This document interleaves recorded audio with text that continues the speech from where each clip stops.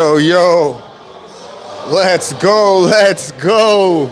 It is that time once again, folks. It is that time once again. This is another episode of Bros Talk MMA. I'm your host, Utica, undeniably the illest cat around, aka Mr. Make This Pick Real Quick. I'm here with my bro host extraordinaire. Y'all know it is. It's Ray Bucks. It's Chaco Jordan. It is. Give me my belt. Hand me my crown. 7 motherfuckers couldn't hold me down. You know what? You did win the card this past weekend. And you won the fucking main event that we made a bet on, so I owe you 50 of them things. So, you know, fucking Rey Mysterio Jr. strikes again, folks. But we are here this weekend to cover a 13-bout card taking place in Baku, Azerbaijan. We got Rafael Fiziev going up against Manuel Torres in a lightweight matchup with rankings, at the helm of things. So, somebody could be going up, somebody could be going down, or somebody could just be staying exactly where they're at and somebody else defends their spot. But nonetheless, y'all, we are fresh off of that last weekend's card in the Apex. You got Manel Kopp getting the victory over Kyoji Horiguchi. So, do we have anything we'd like to talk about regarding that card or anything in the MMA sphere before we begin? A couple things. I would like to bring up Cesar Marin, the legend. And yes, indeed. Shouts out to my guy. Have you not looked at his show? He has rebranded. Yes. It is now Legendary Sports Show. Legendary Sports Show, as well as the official merch store, Legendary Sports Shack, on Etsy. So make sure you go check out my dude. He has a dope Justin Gaethje design right now. He's got some World Cup gear. And my man's making moves, bruh. And he's scaling up. That's all I'm saying. He's scaling up. So be on the lookout for the legend. If you haven't looked out at his channel recently, he's upgraded a lot of his graphics, a lot of his, mainly his graphics, his sound quality is great. Like, he's now inspiring us to make some upgrades on our show. But that may be a little bit. That being said, I'd like to talk about how Conor McGregor believes he's going to beat Max Holloway and how he believes he's head and shoulders above him and there's levels to this shit and he's not even near my level. I think that's bullshit.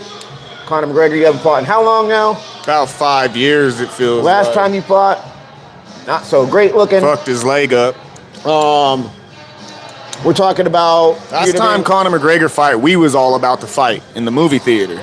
Yes, that was a thing. You know what I mean? We don't need to go into that, but... Yes, that was a thing. You know what's funny is he fought Dustin Poirier, and Dustin Poirier's in the fucking news here because he got arrested at the airport, and he was, I'm surprised he didn't tell Conor McGregor, it's gonna be bad, my nigga. It's gonna be bad. I ain't even mad at Dustin. I expect nothing less from a white man who grew up in Lafayette, Louisiana, and resides in Florida and is literally a Florida man. Yes. Poirier gets a pass. I will give Poirier a pass. You know what? Hey. You just keep fighting the man, my nigga. You know what I mean? Shit, bro. Shouts out Dustin Poirier. But yeah, Conor McGregor, this is going to be an interesting matchup taking place next weekend for International Fight Week. I am definitely interested to see how all this pans out. I feel like McGregor, it's crazy that they're still even able to get any sort of star power off of him anymore. No, because he's always in the news for some shit, right? Yeah. Look at all these, Not for winning, though. You're right, but, let's look at, all these, YouTubers that are fighting, right? People are tuning in. Occasionally, I'm tuning in to these terrible fucking fights, right? These amateur bouts. There's better Golden Glove bouts out there than there are these cats who are literally stepping off their channel into a ring, getting smoked, or just looking like they're the most worst street fighters in the world, and getting a bag, right? so with the star power of Conor McGregor, same thing we just saw with Ronda Rousey. You know what I mean? Even though she did win, I mean, she won convincingly. She won, but like again, I don't know. It felt scripted. B, like the other chick apparently just did not show up because you knew she was going to do that to you, and you allowed her to do that to you in the first 30 seconds, like she has done to damn near every other opponent she's ever faced and won against. So that just blows my mind. So yeah, that's why Conor McGregor will continue to get the bag. Conor McGregor can fight as long as he wants, as much as he wants, and lose every single one of them, and we're still going to tune in the same way we've tuned in to fucking Tyson in the last fucking few fights. So I feel it is what it is. Not to compare the homie Tyson to fucking Ronda Rousey, because it's a whole different fucking genre, weight class, icon status. But yeah, I mean, that's what it really breaks down to. I feel you. I mean, like, I understand it. I mean, he's the biggest draw that the UFC has ever had in its company's history. But at the same time, it's just kind of like one of those things. Dude has not been winning since he got into that boxing match with Floyd Mayweather. I think he got one win over like Nate Diaz and Donald Cerrone in like his past maybe like 6 fights or something like that. I don't even know if he got the Diaz fight. I know for Cerrone for sure. Well, he fought Diaz twice. He lost one and then got one back. I just don't know if that was after the Mayweather fight. But that's a good one. That's a good. You know, like he's just Cerrone for sure though. I'm just surprised that they can even get anything out of him if you do include his, you know, outside bullshit that he has going on as well. You would think that would drop his stock and, you know, people, but maybe now people are just hate watching. Maybe people are just there now to just see him lose and, you know, see him go down in a ball of flames. There's always going to be hate watchers for sure, right? But, you know, it's crazy just like, you know, it's him and Max Holloway. Max is definitely, you know, in a place where he needs to bounce back and, you know, get this win, you know, get that nasty taste of basically getting dominated for 5 rounds. And exposing that he really has no ground game if you really know how to fucking, you know, maintain top control and just get him, you know, wrangled up. So, you know, this is a strikers matchup, and I mean, damn, you know, Max, he's been active, and he just, you know, he's been proven that he's there to fucking fight, and I just don't think he has knockout power, and, you know, it's shown that he doesn't have knockout power at 155. He wasn't knocking fools out like that at 145. So he's definitely not going to knock anybody out at 170. But McGregor, he's been knocking fools out since 45. I haven't seen him knock out anybody. Oh, no, he knocked out Eddie Alvarez at 55, got belts in both divisions. And 170, I think he has a win over Donald Cerrone, but like that shit, you want to talk about something that looks scripted. The nigga got knocked out by his shoulder. Anyway, though, so you break all that down. And I mean, I just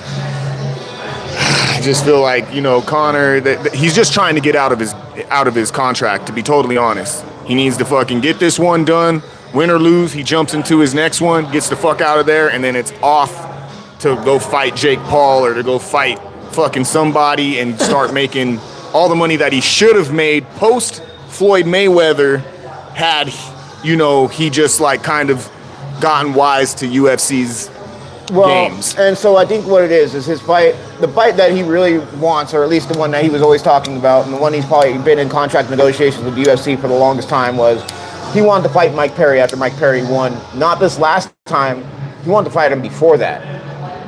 Yeah. In BKFC, because he does own part ownership in that. And it would be a huge fucking draw for that sport, and it would definitely level them up a couple different levels. I don't know 2 years from now, because he does have this fight and another fight, which is apparently already scheduled for July of next year. Yeah. You know what I mean? So that's what I'm saying. He's trying to get the fuck out of this deal, bro. He's trying to get out of this deal. I think after these next 2 fights, you'll never see McGregor in the UFC again. You absolutely won't. But what I'm wondering is if you still see him fight Mike Perry or not. Is that still a possibility? Yeah. Yeah. Maybe. But this is the thing. If he fights Max Holloway starches him. And then if he fights anybody of that caliber and gets starched, who the fuck wants to see him fight? If he loses to Max Holloway, he goes on to fight Michael Chandler finally. Oh, yes. That's the script. That's the script, folks. That's what happens. But if he beats Max Holloway, he still goes to fight Michael Chandler. No, he goes on to potentially contend for the belt. Because Gaethje ain't turning down Red Panty Night if that's on the table. Or he goes on to fight. Gaethje's not. Is he at 170? No, Gaethje's at 155, but he'll go down to fight for the title. You think? Or if he's like, fuck that, I'm not cutting weight at this age like that. No. Then he goes up to 170 to fight Islam. I'm telling you, fucking both champions want that payday and or in Islam's case, revenge to just kind of even rub it in. Yeah, you know, like Khabib beat your ass, now I want to beat your ass. We're just gonna fucking smear your fucking face in the dirt, you know? Or Gaethje says, hey, come back down here and I'll give you a title shot straight out just so I can make that paper. And I've been wanting to punch your face for a while anyways, too. Dog, why can't I live in the multiverse? Why can't I live in the fucking multiverse? Because I want to see both of those fights. And I still think he gets starched in both fights. but they're just great. Like, I just want to watch them. Dog. You know what I mean? I'm telling you, that's how it happens. Crazy work. Max is in better fight shape, and Max didn't even fight very well, in my opinion. So who knows? Maybe Conor went, let's see, hunger mode. Poverty hunger mode and found that fire. I mean, real shit. I was watching some old Conor McGregor clips, and it's so funny how he contradicts everything that he was saying leading up to his title, you know, bouts. Like when he won 45 and then he won 55, like literally his whole shtick was, I'm obsessed with this. This is the only thing I do. I don't drink. I don't party. Partying is a weakness. Freaking drinking is a weakness. No. All this shit, bruh. And now, in his most recent interview, he says like, hey, bruh, I got lost in the sauce after that Mayweather fight. Which I can't blame him. I want to say he made like 10 million real fast, maybe even more. He just became the Irish Ray Bucks is what happened. And that's why UFC is the way they are, because they realize we can never be in a position where a fighter is bigger than the brand. Yeah, I mean, I understand. They've even had to diminish his name a little bit and even let him play himself out a little bit, just so that now they kind of have a little more leverage than they've ever had, especially having him on 2 fights left on his contract. And the way UFC typically likes to do it is before you get to that last fight and are able to fight it through, they're trying to renegotiate you into another fight. Yeah. And then if they can't get you renegotiated into another contract, and if they can't get you renegotiated into another contract, then all of a sudden, fucking killer. Now all of a sudden you don't have a fight scheduled. Oh yeah. For the rest of your career. Yeah. Oh, there's that. Yeah. Dana White's a motherfucker. I mean, his best homie is fucking Trump. So like, let's just go ahead and put that out there. Yeah. But it is what it is. Let's get to these motherfucking fights. We've been talking for a while. You know what I mean? That'll tell you 16 minutes of bullshit. That'll tell you how dope this card is, I guess, since we decided to spend like probably the first 20 minutes on hypotheticals around the entire universe that has nothing to do with this card. Yes. Let me please explain to you that this card is not a bad card. This is a great card, in my opinion. I think there's going to be a lot of finishes here. Yeah. And it's a hardcore fans type of card. Sweaty fucking card. Yeah. You know what I mean? This is, you know what I mean, deep down in your mom's basement, fucking looking at statistics kind of card. But it's great nonetheless. So let's go ahead and start it off. Go ahead and give us the breakdown, Cameron. Yes, indeed, Mason. Yes, indeed. So to start things off for UFC Baku Part 2, this is the second time they've visited this market. We have a hometown fella going up against a Brazilian. This is going to be a welterweight matchup between Tahir Abdullayev versus Jefferson Nascimento. We got Abdullayev coming in, making their UFC debut, 21-3 overall. and are 4-1 in their last 5 bouts. Nascimento coming in, making their UFC debut as well.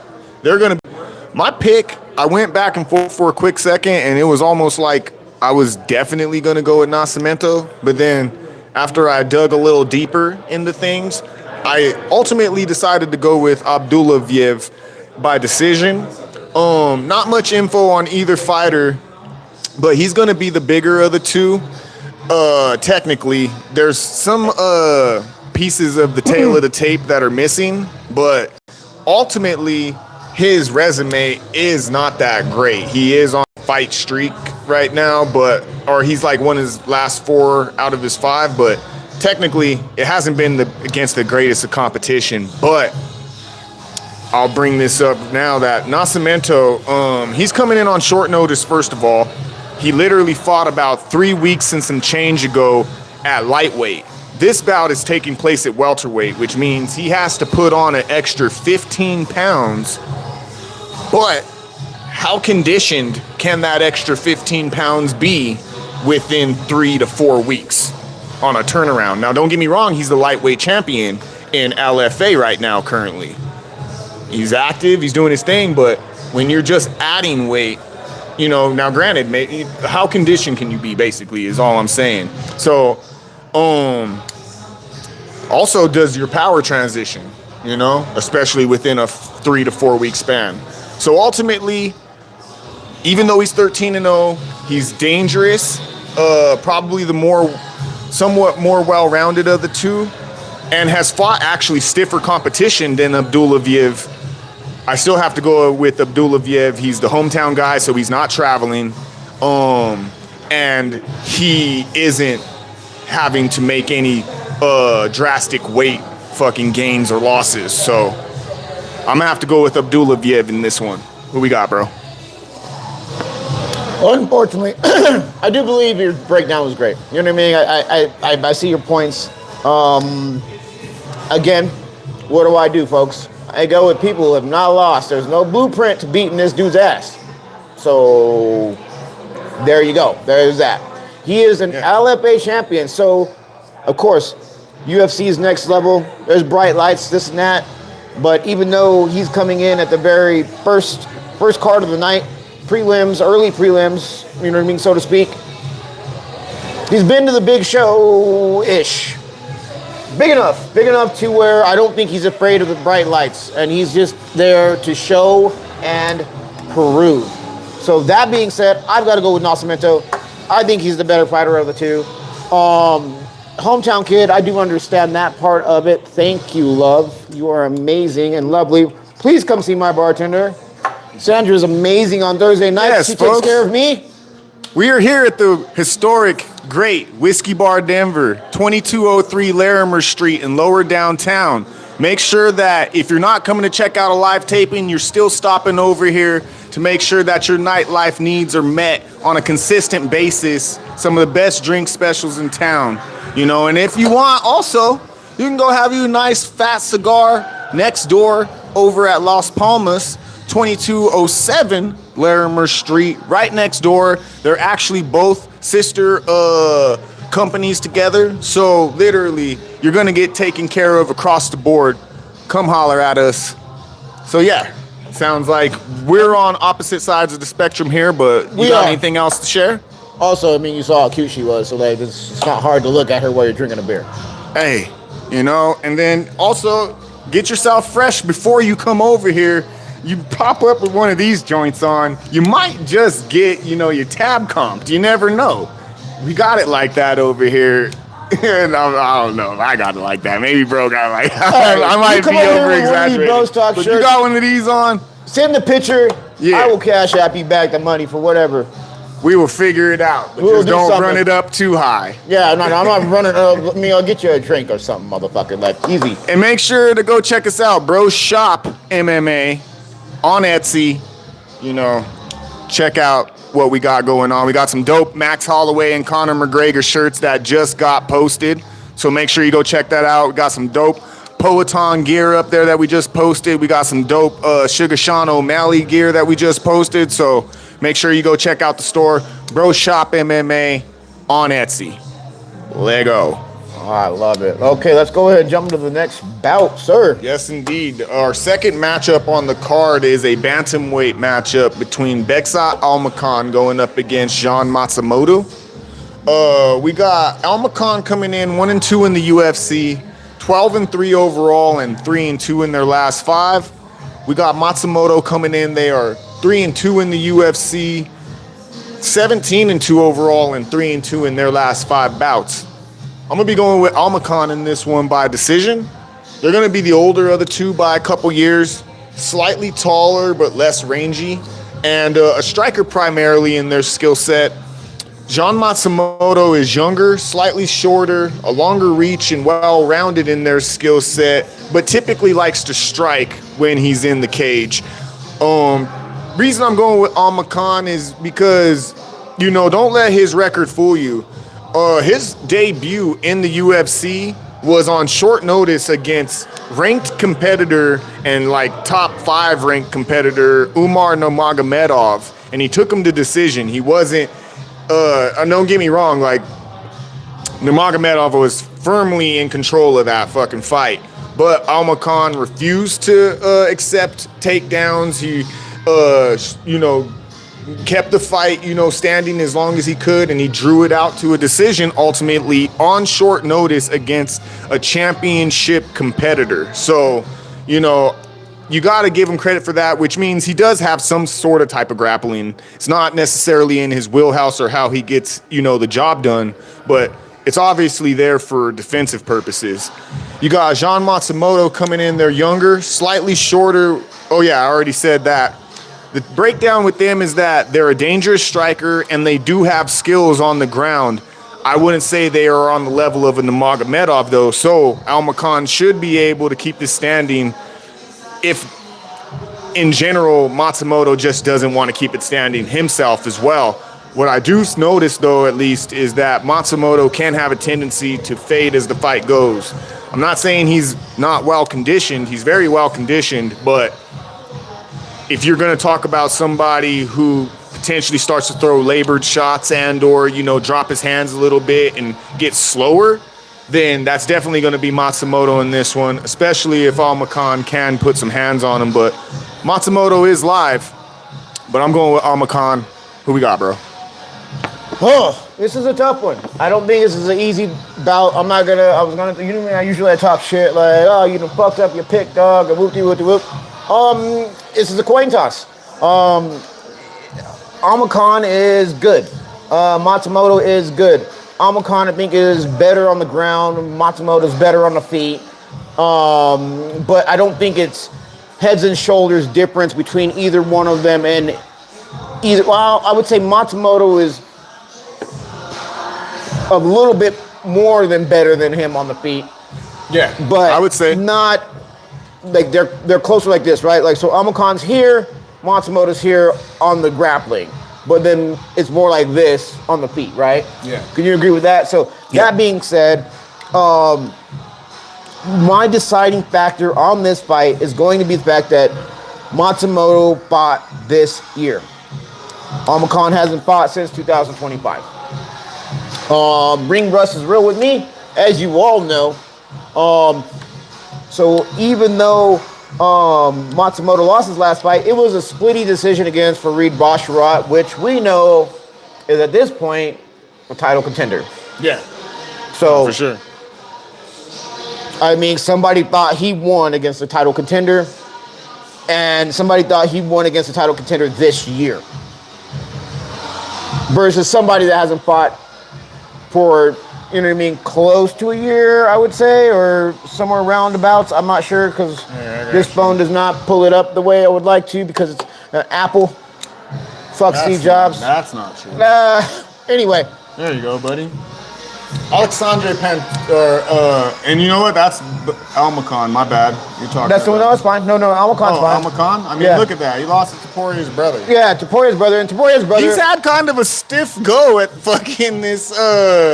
Since he's came in, he fought Umar Nurmagomedov on short notice. Mm-hmm. Beat Brad Katona, which is also someone that Matsumoto beat. Yep. And then he lost to fucking Alexandre Topuria. Hey man, Give my guy fucking a little bit of grace. No, okay, I'll give him a little bit of grace, but sorry, Matsumoto's gonna win, so we can move on to the next bout of the evening, sir. Real quick before we do that, I want to take this time to shout out our other co-host who couldn't be with us today. I almost forgot. My apologies, but everybody, make sure that you show some love to our guy Darren Teed. Just couldn't be with us because he's got fucking a real life. Not to say that we don't. I'm just saying, we don't, nigga. My man has. I don't. Hey, intentionally. I live in a fucking fantasy land. There you go. Someone's got to say it. Someone's got to keep it real, right? Intentionally, I ain't got no goddamn kids. Intentionally, I just be doing all kinds of random extra shit. Intentionally, I just be 40 years old and fighting in the streets, you know what I mean? Like, intentionally, I just be doing wild shit, and it just be happening, and I'll be all right. I'm living. Hey, it's always good to find things to anchor yourself with. Just so happens we haven't quite found those things yet. Never going to. But hey, cheers. Cheers, my boy. Cheers to Degenerate. Degeneration X. Degeneration X. Love it. Anyways, y'all. Back to the card. We're gonna move on to the next matchup on this motherfucker. Let's see what we got here. We got that baby Keem fucking going on upstairs. Oh wait, we gotta shout out Twan's Lorenzo. Is Twan in the chat? Twan's there, dog. Oh shit! What up, players? Let's cook Vegas with one easy money card. I feel like this one. That's that sweaty card shit I was talking about, dog. Me personally, I felt like the main event was possibly the hardest one to call on this card, but outside of that, yeah, let's get it popping. We got Cesar Marin, the legend, in the chat. Matsumoto by decision. Twan Lorenzo, let us know who you got going with these matchups that we already went over. Tahir Abdullayev going up against Jefferson Nascimento, and then we got Bekset Almakhan versus Matsumoto. Moving into the third matchup, we got Danny Donchenko going up against Theodore Berggren in a welterweight matchup. We got Donchenko coming in 2-0 in the UFC, 13-2 overall, and are currently riding an 8-fight win streak. We got Berggren making their UFC debut, 8-3 overall, and are 3-2 in their last 5. My pick's going to be going with Donchenko in this one by a KO. They're going to be younger and shorter, and a striker primarily in their skill set. Berggren, older by 2 years, taller and somewhat well-rounded in their skill set, but they're coming in on short notice on this one. And when you look at their resume, they haven't been going up against killers necessarily, and they're about 3-2 in their last 5, so they just needed to get somebody in here, go up against Donchenko. Donchenko should make quick work of him, but Donchenko should have made quick work of Alex Morano too, and that didn't happen. So if he doesn't get it done within the first round and a half, then we could possibly see the tides turn, but I don't see that happening. I think Donchenko's pretty dangerous. Got those UFC jitters out and is ready to start, putting in that work. So I'm going to be going with Donchenko in this one. Who we got, bro? I think Donchenko sounds like a cartel name. That being said, not all carry motherfucker, just bending down and picking my pen, so you don't get to add that one to the to the over-under. Anyway. It doesn't even look like you disappeared off the screen. Let's see. Nah, you got an arm still up in the screen. So okay, there we go. you didn't leave. Yeah. Donchenko's won his last 5 fights. Homeboy's fucking only won 3 of his last 5 fights. My man Donchenko is ranked. Other guy's not ranked. And he's coming out of FCR. I don't even know what the fuck FCR is. Cool. Short notice fucking farming organization. Little farm league real quick to fucking filter a fighter in on short notice. Farming Corporation Randoms. Farming Corp Randoms. I don't know, dog. It is what it is. Fighting completely randoms. They should put me in there. Anyway, we're going Donchenko, dog. Donchenko is undefeated. Donchenko has fought this year. He's got to get away from it. He fought Alex Morano. Yeah, Alex Morano. Rodrigo Cezinando.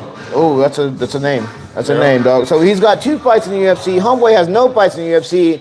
And a weird fight, like not an LFA, right? Like, I don't respect that.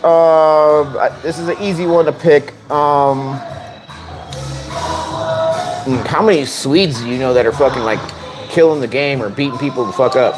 I mean, Alexander Gustafsson was somebody at one point. Ish. Yeah, you know, Swedes. I'd have to think about that one, but real Swedes quick. need to like look at fucking like throwing kegs over fucking walls and like strongman shit. Competitions. Yeah. Powerlifting. That's their move. Strongman shit. Who is Jack Hermansson? Is he Swedish? I'm not sure if he is. I don't think so, my dog. But anyways, we got Tuan Lorenzo in the chat. He just wanted to catch up with us one time. He's definitely got Nascimento and Masamoto in those first 2 matchups, but does not trust Donchenko. He is way too hittable with 0 head movement. Give me Berggren at plus 375. Hey, God damn there's it. one thing I know about my guy Tuan Lorenzo. When he decides to speak up, he's not, you know, he doesn't talk just to talk. When he's one of those dudes that when he talks, he only has real insight, you know? So don't take it from us necessarily all the way. Pay attention to the chat, y'all. We may be a small channel, but we have one of the most intuitive chats that you can find out there. I absolutely You know, agree. especially when everybody's getting involved right now. We got, though, 2 of the mainstays and 2 of the smartest folks in this entire chat. So make sure that you're paying attention to what's going on.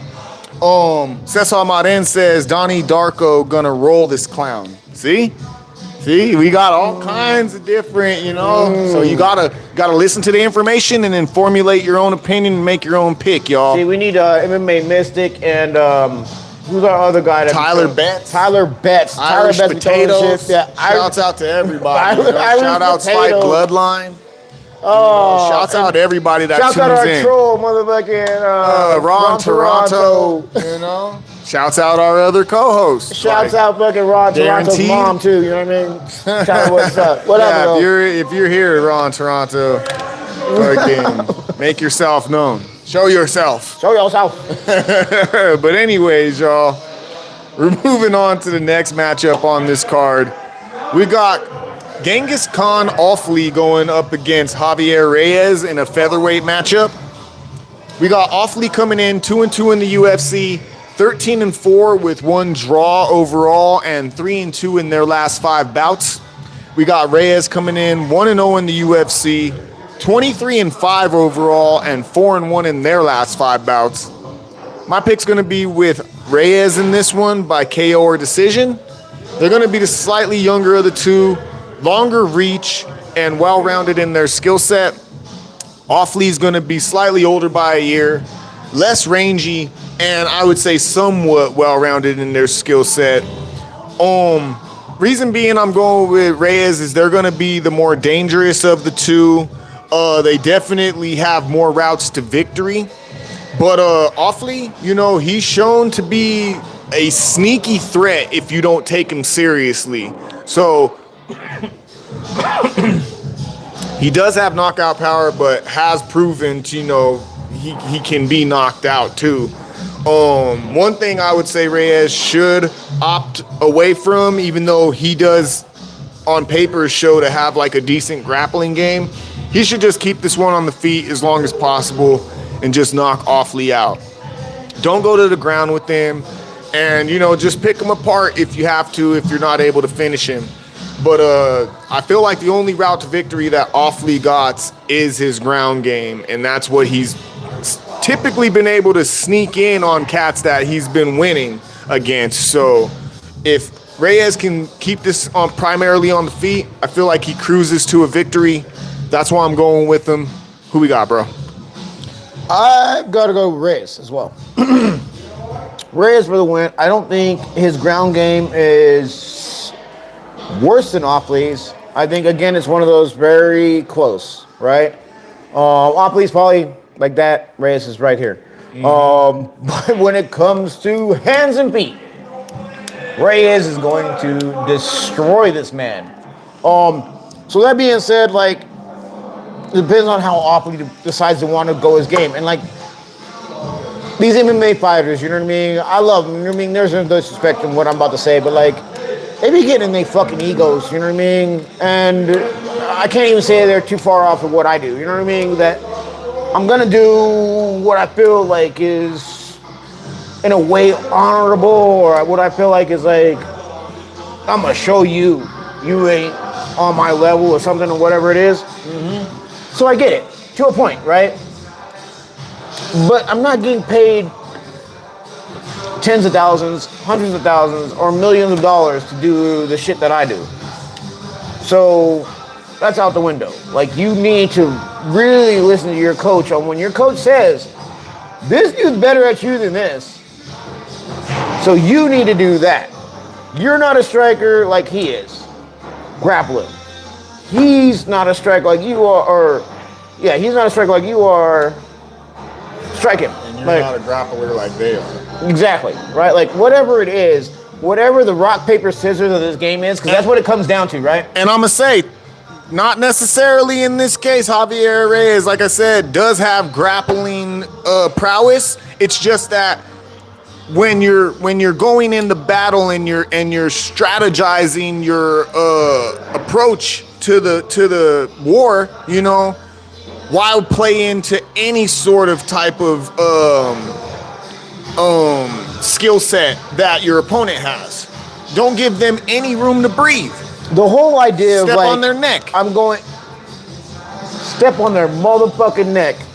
And then shouts out to Wu-Tang because it's like, protect your fucking neck. Yeah, destroy to completion, or what is it? Oh, 48 laws of 48 power. laws of power. You destroy your opponent To completion.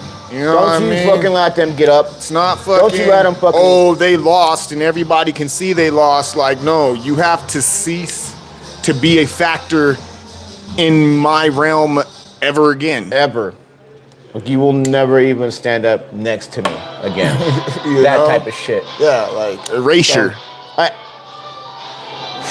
My boy, see, sometimes I think you don't be listening to me, dog. But like, then I realize, like, oh shit, I be throwing game down. Like, Yeah, I'm just very quiet and reserved, and those who are the motherfuckers you should look out for. Yeah, I be looking out for you, nigga. Like,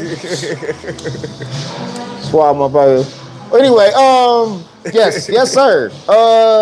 Reyes. Wait, we're at Reyes, right? Yeah, Reyes will win. Juan Lorenzo says Reyes been fighting way more than awfully once a year ass. There we go. Awfully getting slept. Cesar Marin, the legend.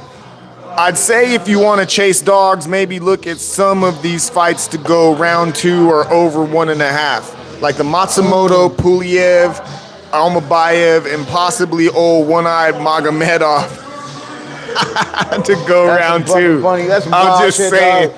Arr, pirate The shit. pirate. The pirate.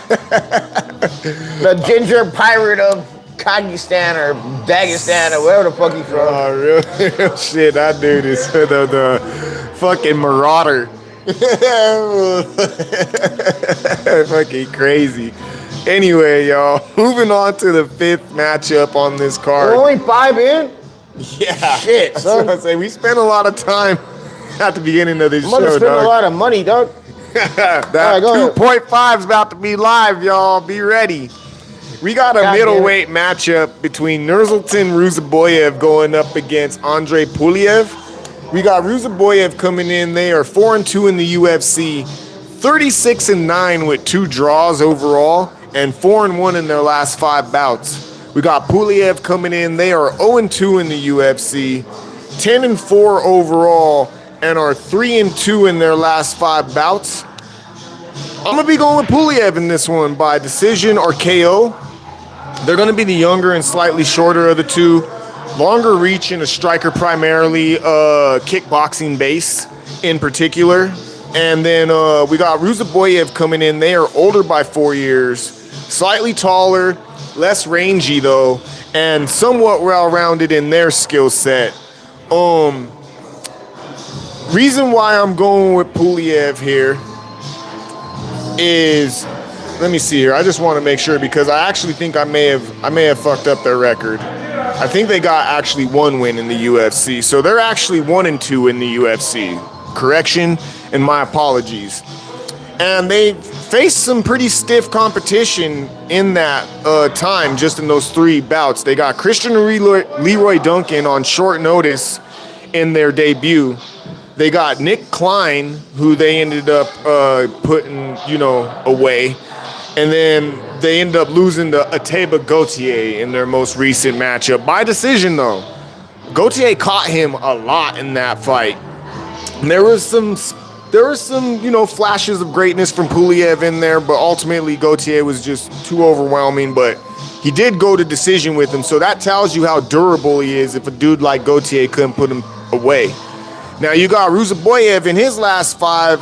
He's won against Dustin Stoltzfus, Eric McConaughey, lost to Joaquin Buckley, respectable.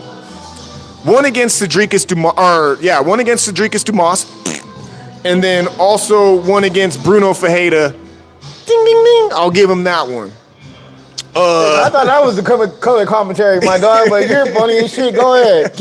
Run it up. So it's kind of like his strength of schedule doesn't quite match up in what Pulev, even in losing efforts, has been able to amass in 3 fights.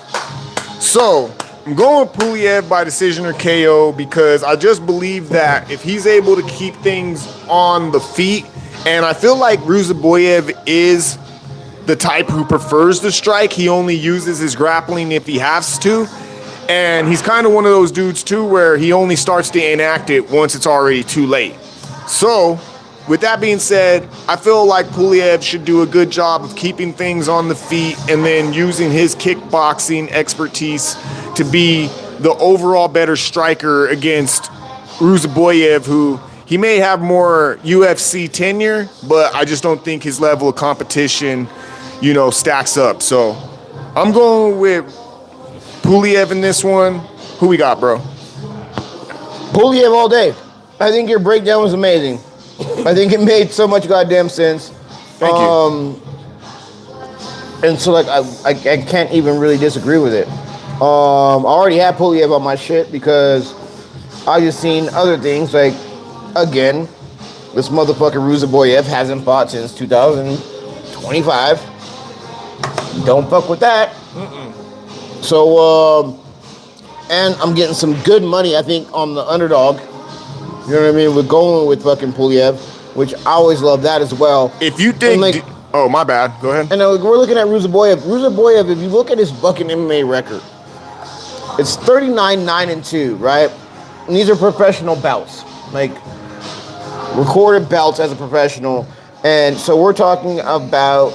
All right, Cesar. You know what I mean? I did go to the public school system, so give me a second to go ahead and do the math on it. 45 plus 2 is 47. 47 motherfucking professional bouts versus 14. It's a lot of tread on them tires. There's a lot of tread off them tires. This man has been rodent hard and put away wet. That being said, I'm gonna own Pulev. It only motherfucking makes sense. I feel like I haven't heard you say that since like episode fucking like 1 or like it was like in our first 3 episodes you said that type of shit. That shit was wild work. I think you said that about fucking Mario Batista. That's wild work, man. You just said that was what was gonna happen to him. You didn't even talk about it in terms of like his tenure in MMA. You were just saying in this fight in particular, he's gonna get rode hard and put away wet. That's fucking crazy. But anyway, y'all feel free to use that shit. To elaborate even further on Ruziboyev's record, if you dig into it, it's been shown too that some of those bouts were like there was some murky circumstances, whether it was that they were unsanctioned or not like real organizations or like even like real competitors or competition. So there's something to be said about that. But once again, we got Tuan Lorenzo chiming in. He said Nurzultan's second round sub. And that's what I'm saying. If Nurzultan comes in and decides to fight an MMA fight, that's his best route to victory is the grappling. But I don't know if he has the conditioning to grapple like that. I've seen him fade over time. And like I said, most times he prefers to strike so much that he typically only starts to go for that submission when he's feeling the fucking heat on the feet. So Tuan I don't know. Tuan Lorenzo what is the spread on it? What is the bet on that? It's got to be like plus fucking like 750 or something, right?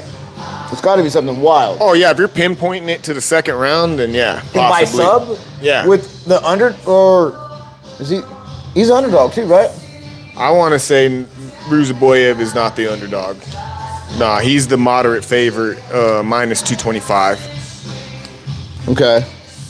That's got to be a high-ass month. It's still got to be high as shit. Yeah. So that might be something you want to sprinkle on, you know what I mean? Throw a little buck or two on that. No, for sure. Like, that's the one thing is, like, we can sit here and make all the predictions and picks that we want, but truly, this shit is so random. Fighting is such a random sport. No, I'm not going to go that. I'm going to say, like, it's how you bet, right? But we were just talking about this, though. You have a dude that fucking is a grappler who just wants to prove he can strike. Or you got a striker who wants to prove that he can grapple.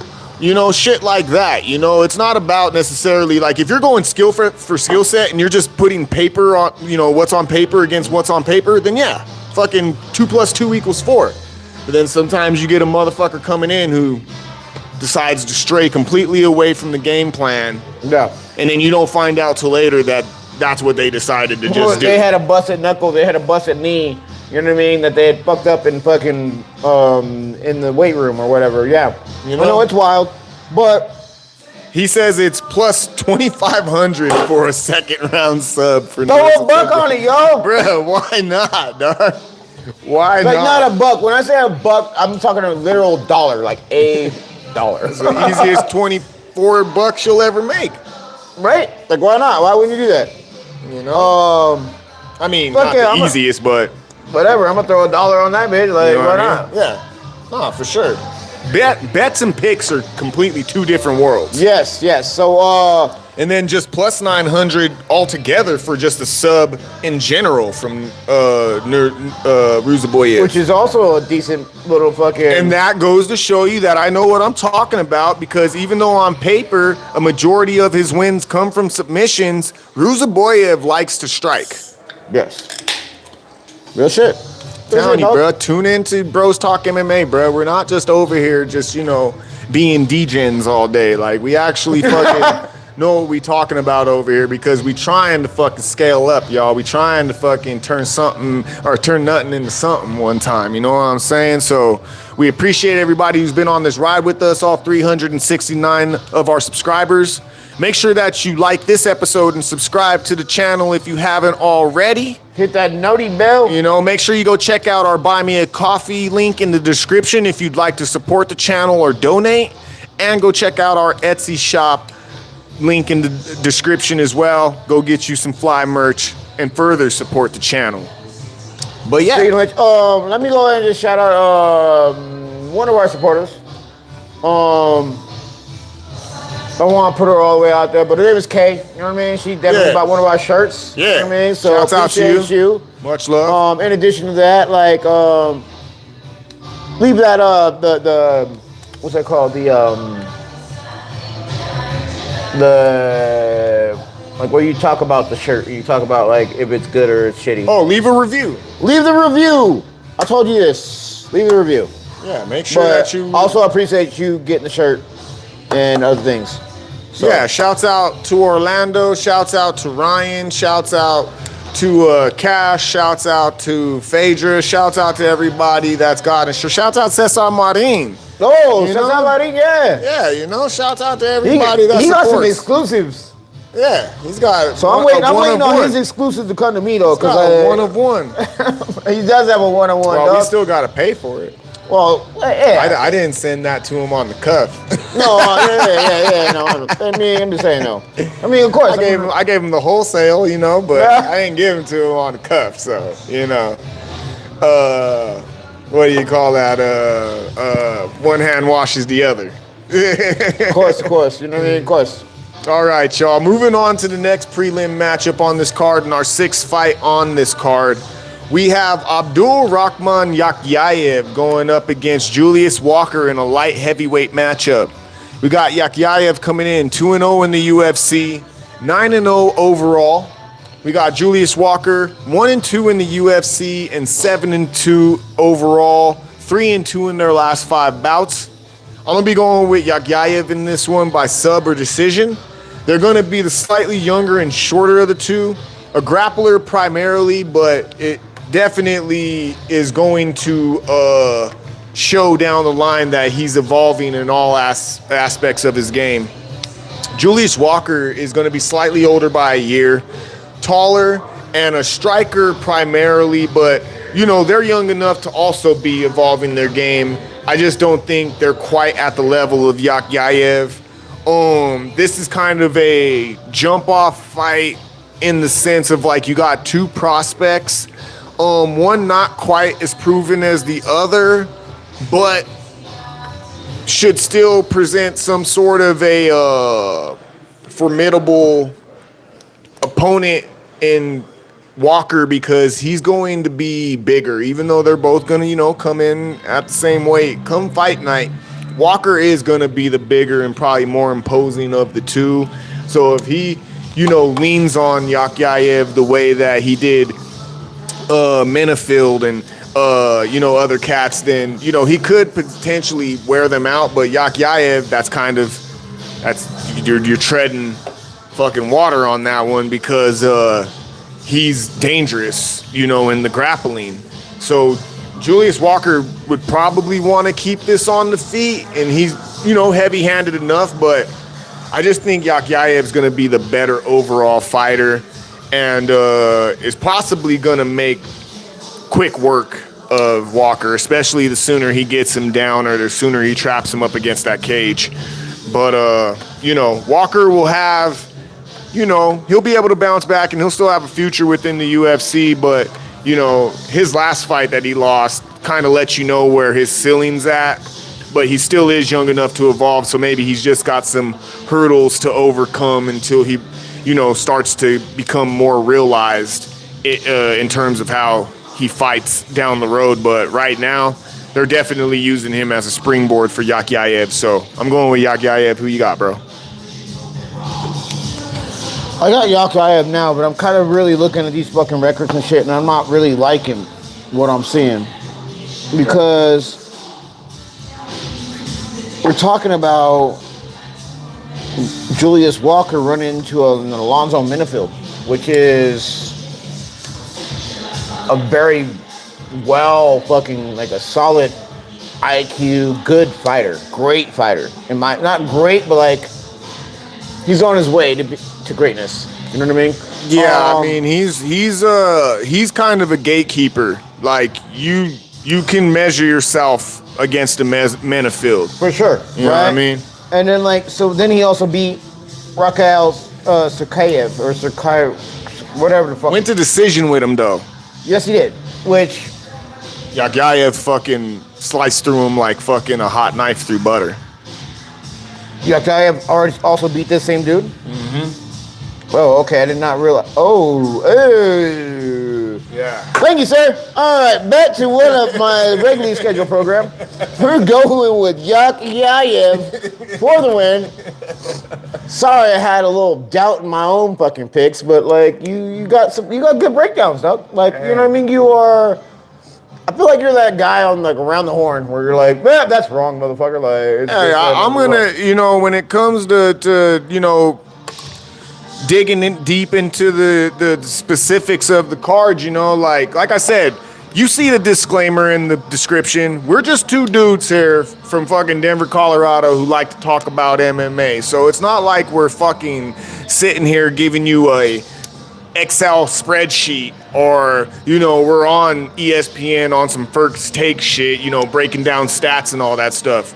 No, it's just you watch fights, we watch fights, you see what the fuck happens, and eventually you're able to put two and two together. You check out the fucking paperwork a little bit and see how these dudes match up, but like, you kind of know what's supposed to happen, you know? And like, at the end of the day, I'm here to educate, but at the same time, like I said, fighting's a random sport. So, you know, to say that I'm an expert, I wouldn't say that. I'm an expert spectator, but that's about as far as it goes.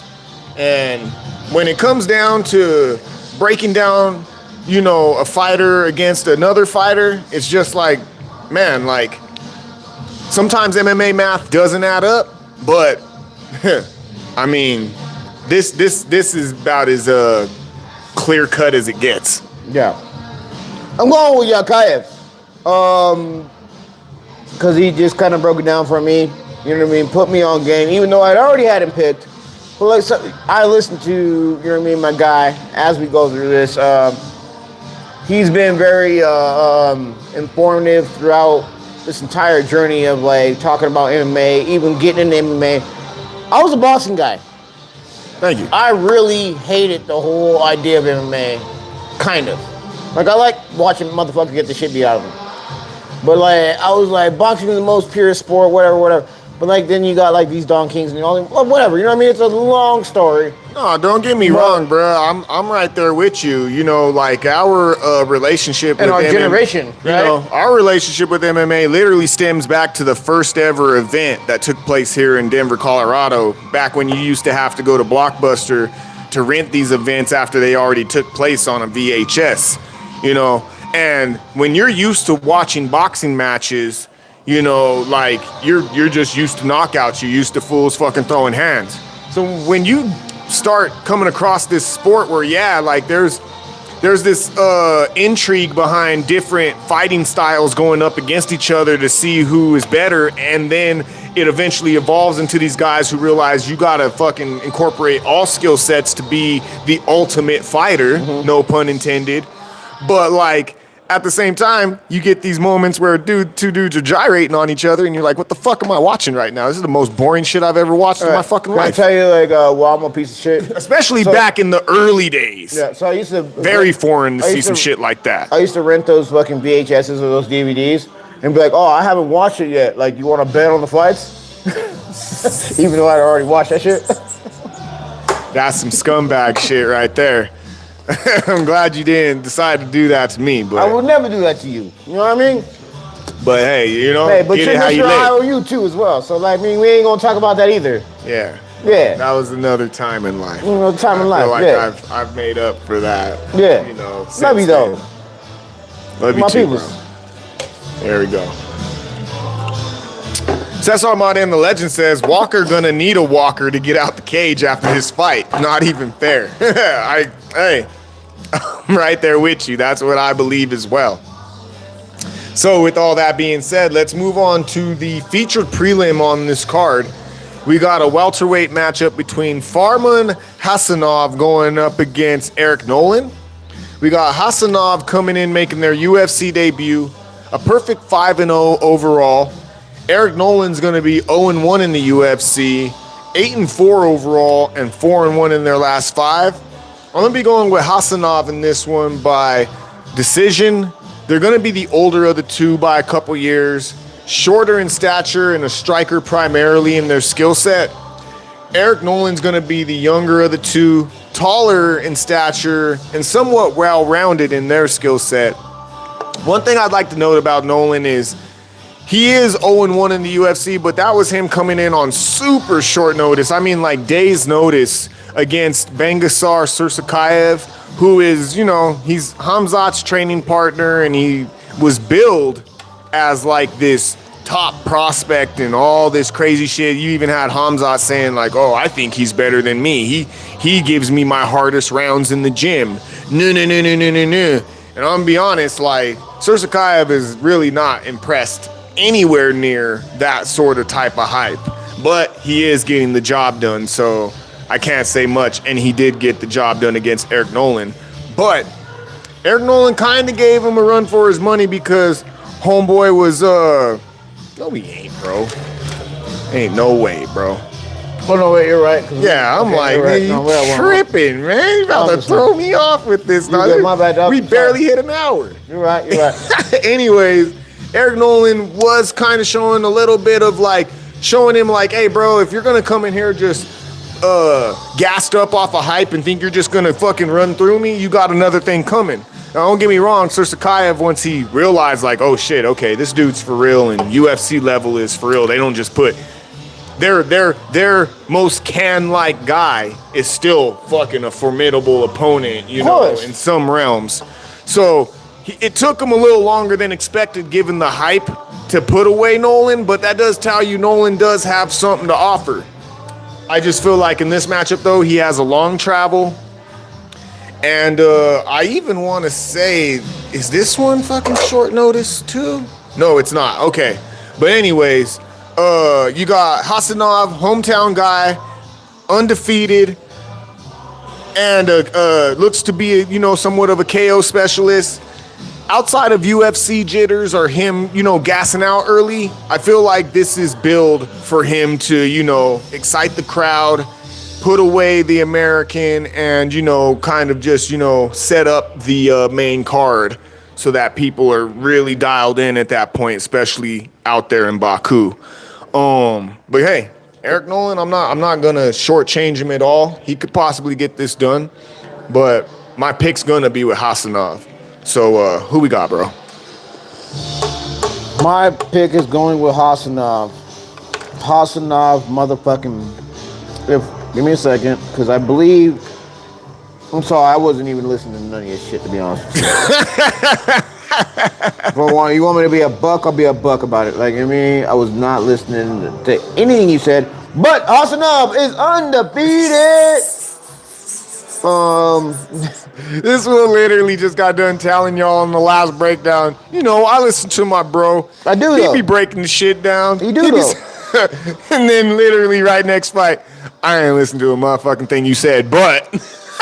I didn't, dog. I really didn't. And like, but I'm 100, dog. Let me tell you, folks. You always know I'm going to tell you exactly what I'm doing at this moment. You know what I mean? How shit's going down. Unfiltered, full transparency, y'all. That's what it is. Getting the full hog. The full hog. You know what I mean? God damn. Anyway, Hasanov for the win. Both these motherfuckers haven't fought since 2025. Hate that. You know what I mean? Because that makes it, I think, a little bit more of a roulette wheel situation. But Hasanov has KO'd motherfuckers recently. And the last two motherfuckers he's had in his face, he's KO'd them. Whereas my other guy has gotten submitted and KO'd somebody else. You know what I mean? He's got some KOs, but it's like in CF, FC, that shit, whatever. They're a decent organization, but like definitely, you know, another farm league though. It is a farm league.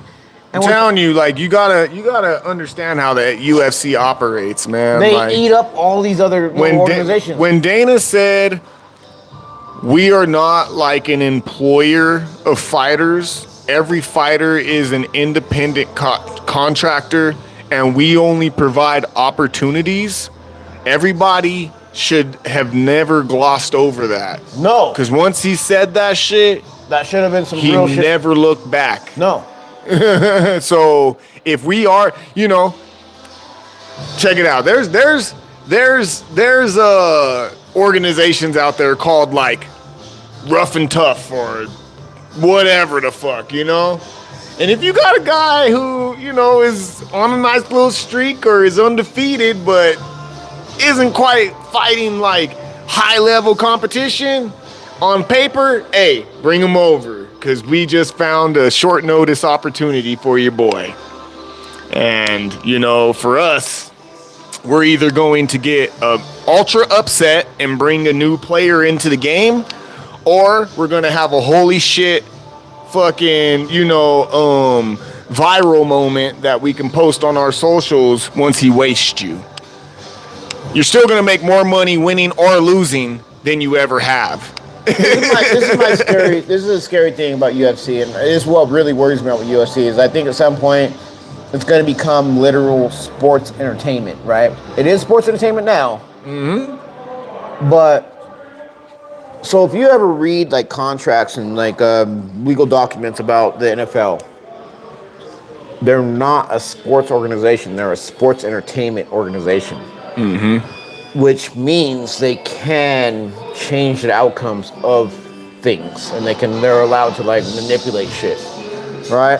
This isn't conspiracy shit, boys. Like, listen to this shit. I'm not gonna say that they script shit, but I feel where you're going with this. You think that they scripting and shit? Fuck yeah, For me, I think they just manipulate the circumstances to where they truly stack the odds in one's favor and or against somebody else. Sure, right? Like, so you got statisticians, right? You know what I mean? Literal mathematicians that are figuring out, okay, the odds, whatever, right? And now they're looking at like where the odds are going, all that shit, right?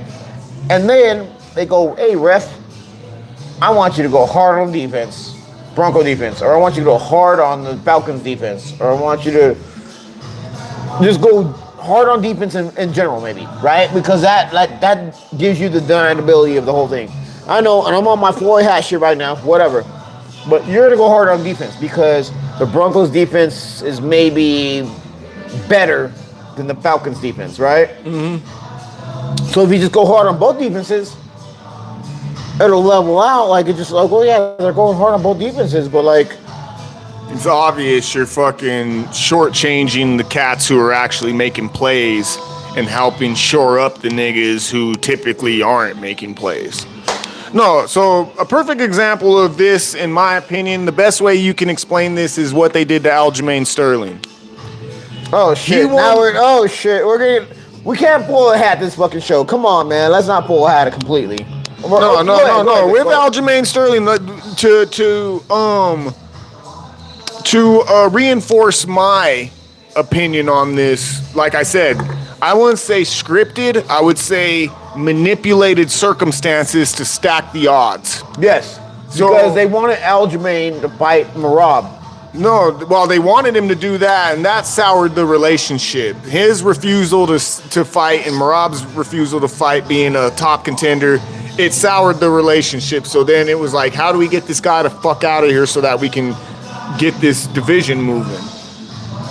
So what they did is after he fought Henry Cejudo, I believe it was, and went to decision with him, it was a hard-fought battle, they made him turn around like 3 months after to fight Sean O'Malley. Mm-hmm. You know, and it was one of those things where Aljamain felt like the only reason I'm taking this fight is because, according to UFC, this dude's a large draw, and this is as close to red panty night as you can get without fighting Conor McGregor. Yeah. And then, as it turns out, not only is Sean O'Malley not that big of a draw, but yeah, they fucking played Aljamain into doing something that he shouldn't did. But there's one caveat, and this is why I say it's a manipulation thing. It isn't necessarily scripted, is that Aljamain did what we were just talking about. He decided to give Sean O'Malley his fight because he wanted to be entertaining. He wanted to gain the favor of the UFC. He wanted to try to make things right with them and be like, you know what? Maybe if I go in here and show you guys that I can strike with this dude and then maybe I choke him out later, you guys will not only see that I'm a good fighter, but I can also, you know, kind of give you what you're looking for and not just smother dudes all the time. So let me tell you this. But he should have just went in there and smothered him, because the moment he tried to fight Sean O'Malley's fight, he got fucking K'd and lost his title. And now he's trying to get the featherweight title, which is cool. And he gave Merab the opportunity. Merab got his title, did his thing, beat Sean O'Malley twice in that process as well. But it's just one of those things, like, there's an agenda. Don't ever get it twisted. The matchmakers, they do make good matches, but always know that there's intention and or agenda behind all this shit. Of course. And I completely agree. I think the problem is, right, is like you said prior to this, is like they don't want anybody to be bigger than the sport, which is understandable. And it's just a tough genre, right? Like, so who was it? Michael Chandler, right? Or not Michael Chandler. Who's that fucking goofy motherfucker? He's a good wrestler. Bo Nickel? No. Not Bo Nickel, but like the other guy that's a good wrestler that's kind of behind on the same shit, right? Like, fuck, I can't think of his name. It's, he just came up with the hoe kick. Basically, it's not hoe kick, but it's like the pre-hoe kick. It's hoe kick. Covington? Covington, right? Covington was like, I was winning, dude. I was literally winning in the UFC, and they were going to kick me out of the UFC. Yep. Like, as a winner, they were going to kick him out. Like, yeah, I think he was just about to get kicked out, and then they put him in there with Rafael dos Anjos, and he was able to beat him in Brazil and just went full Chael Sonnen and just started calling Brazilians pieces of trash and fucking animals and shit like that. Super Trump shit, you know what I mean? Like, and again, I don't support Trump, and I don't support like Trump shit like the way the fuck he went on it, but like, I also understand that he was literally just trying to be a WWE character at that point, like, fuck all you brown people, like, I fucking, whatever, right? Yeah. And there is, like, I've seen the show. I'm not sure if it's a show Soul to or soul. I'm sorry, but there's this element of selling your soul when you're like, you know what? I had to do what I had to do. And if that means I'm on the wrong side of history, then it is what it is. I can't do that shit. No. You know what I mean? Fuck that. I don't like that shit. But like I can't do that shit, but I can understand it. You know what I mean? Yeah, I get it. It's, like I said, they put you in a fucked up position. Real shit. You know? And it's like, and we're gonna roll through this, but just real quick. Dana White is actively trying to fucking get the Ali bill fucking amended and fucking he's trying to fuck up the fucking the terms and conditions of that bill. He's trying to manipulate it in his favor so that he can make boxing more like MMA, so that he can fucking. What's the Ali bill? I don't know what that is. The Ali bill is where basically boxers and in particular boxers, they have more rights and more insurance type things. And believe you me, I'm butchering this, but go check out Luke Thomas's channel. Go check out Luke Thomas. He's fucking one of the OGs of this MMA media game. And he just tells it how it is. Literally banned from UFC events because he says shit how it is instead of trying to cater to people. But basically what it is it's, you know, basically undoing shit that niggas like Don King would do. Okay. You know what I mean? Like, doesn't give the promoter that fucking that position to be able to fucking rob you or do you dirty or fucking, you know, wring you dry. Bro. That's probably the best way I can put it without butchering the whole situation. Sure. You know, it's basically like it doesn't allow promoters or organizations to take advantage of you as a boxer, and it allows you the type of perks that, like, you know, MMA fighters have been vying for this whole time. But it's kind of like King Supers. MMA is like a grocery store. Oh shit, nigga. So out here in Colorado, we have a grocery store called King Supers. King Supers, for you people that are in other states and shit, it's like Smith's. It's Kroger. Yeah, it's Kroger, Smith's, all kinds of different names, but it's under the same umbrella. But I say this analogy to say this, basically. Okay, you're the UFC and or King Supers, a grocery store.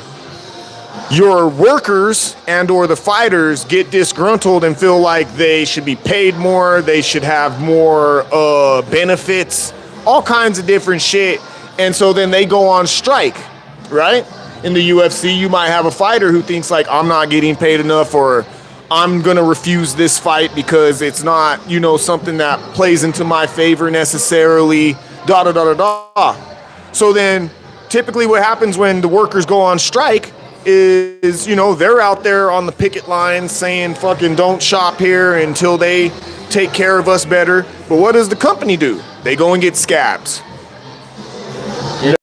Somebody out there who they may not be, you're working at the grocery store as a cashier and you feel like you should be getting paid more, but there's someone out there who isn't even getting paid what you're getting paid. So they're like, fuck it, I gotta get it how I gotta live, So you're walking in there and you got a bunch of motherfuckers like, oh, you're a bitch, you're a traitor, like, oh, I can't believe you do this, because there's even that too. There's some people who won't go on strike with you either.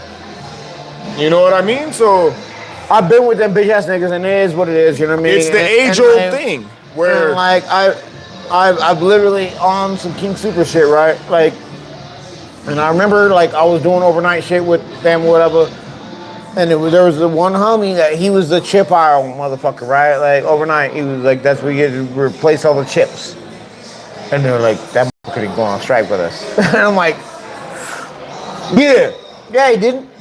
Fuck that nigga. Like, we ain't fucking with him no more. Like, but whatever. It's a slippery slope, because like, hey, there's people out there where they're fucking less off than you are, so they gotta get it how they live. Nigga, this but you gotta get it how you live.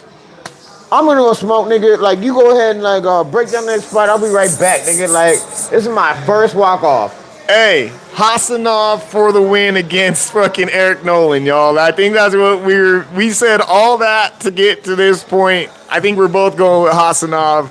I'm sorry and appreciate everybody who stayed with us during that time, but I hope y'all learned something and got some insight, because that's how it is out here. Beat all that shit. I'll be right back. Yeah, that's all good. Too much, nigga. Too much. I'll break down the next one. Don't say it's too much. You fucking indulged in the conversation, motherfucker. Take that microphone off. Because I will say some reckless shit on this bitch, so yeah. So, to start things off on the main card, y'all, we got the 8th matchup. We got a middleweight matchup between Abus Magomedov going up against Michel Oleksiejczuk. We got Magomedov coming in 4-3 in the UFC, 28-7 with 1 draw overall, and 3-2 in their last 5 bouts. We got Oleksiejczuk coming in there 10-7 with 1 no contest in the UFC, 22-9 with that 1 no contest overall, and are 3-2 in their last 5 bouts. I'm going to be going with Magomedov in this one by KO or submission.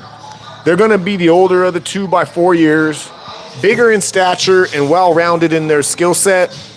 We got Oleksiejczuk coming in. They are younger, smaller in stature, and pretty much a striker primarily in their skill set. The reason why I'm going with Abus Magomedov is they're just a more complete fighter in my opinion. Now, don't get me wrong, Oleksiejczuk I think is starting to shore up their grappling.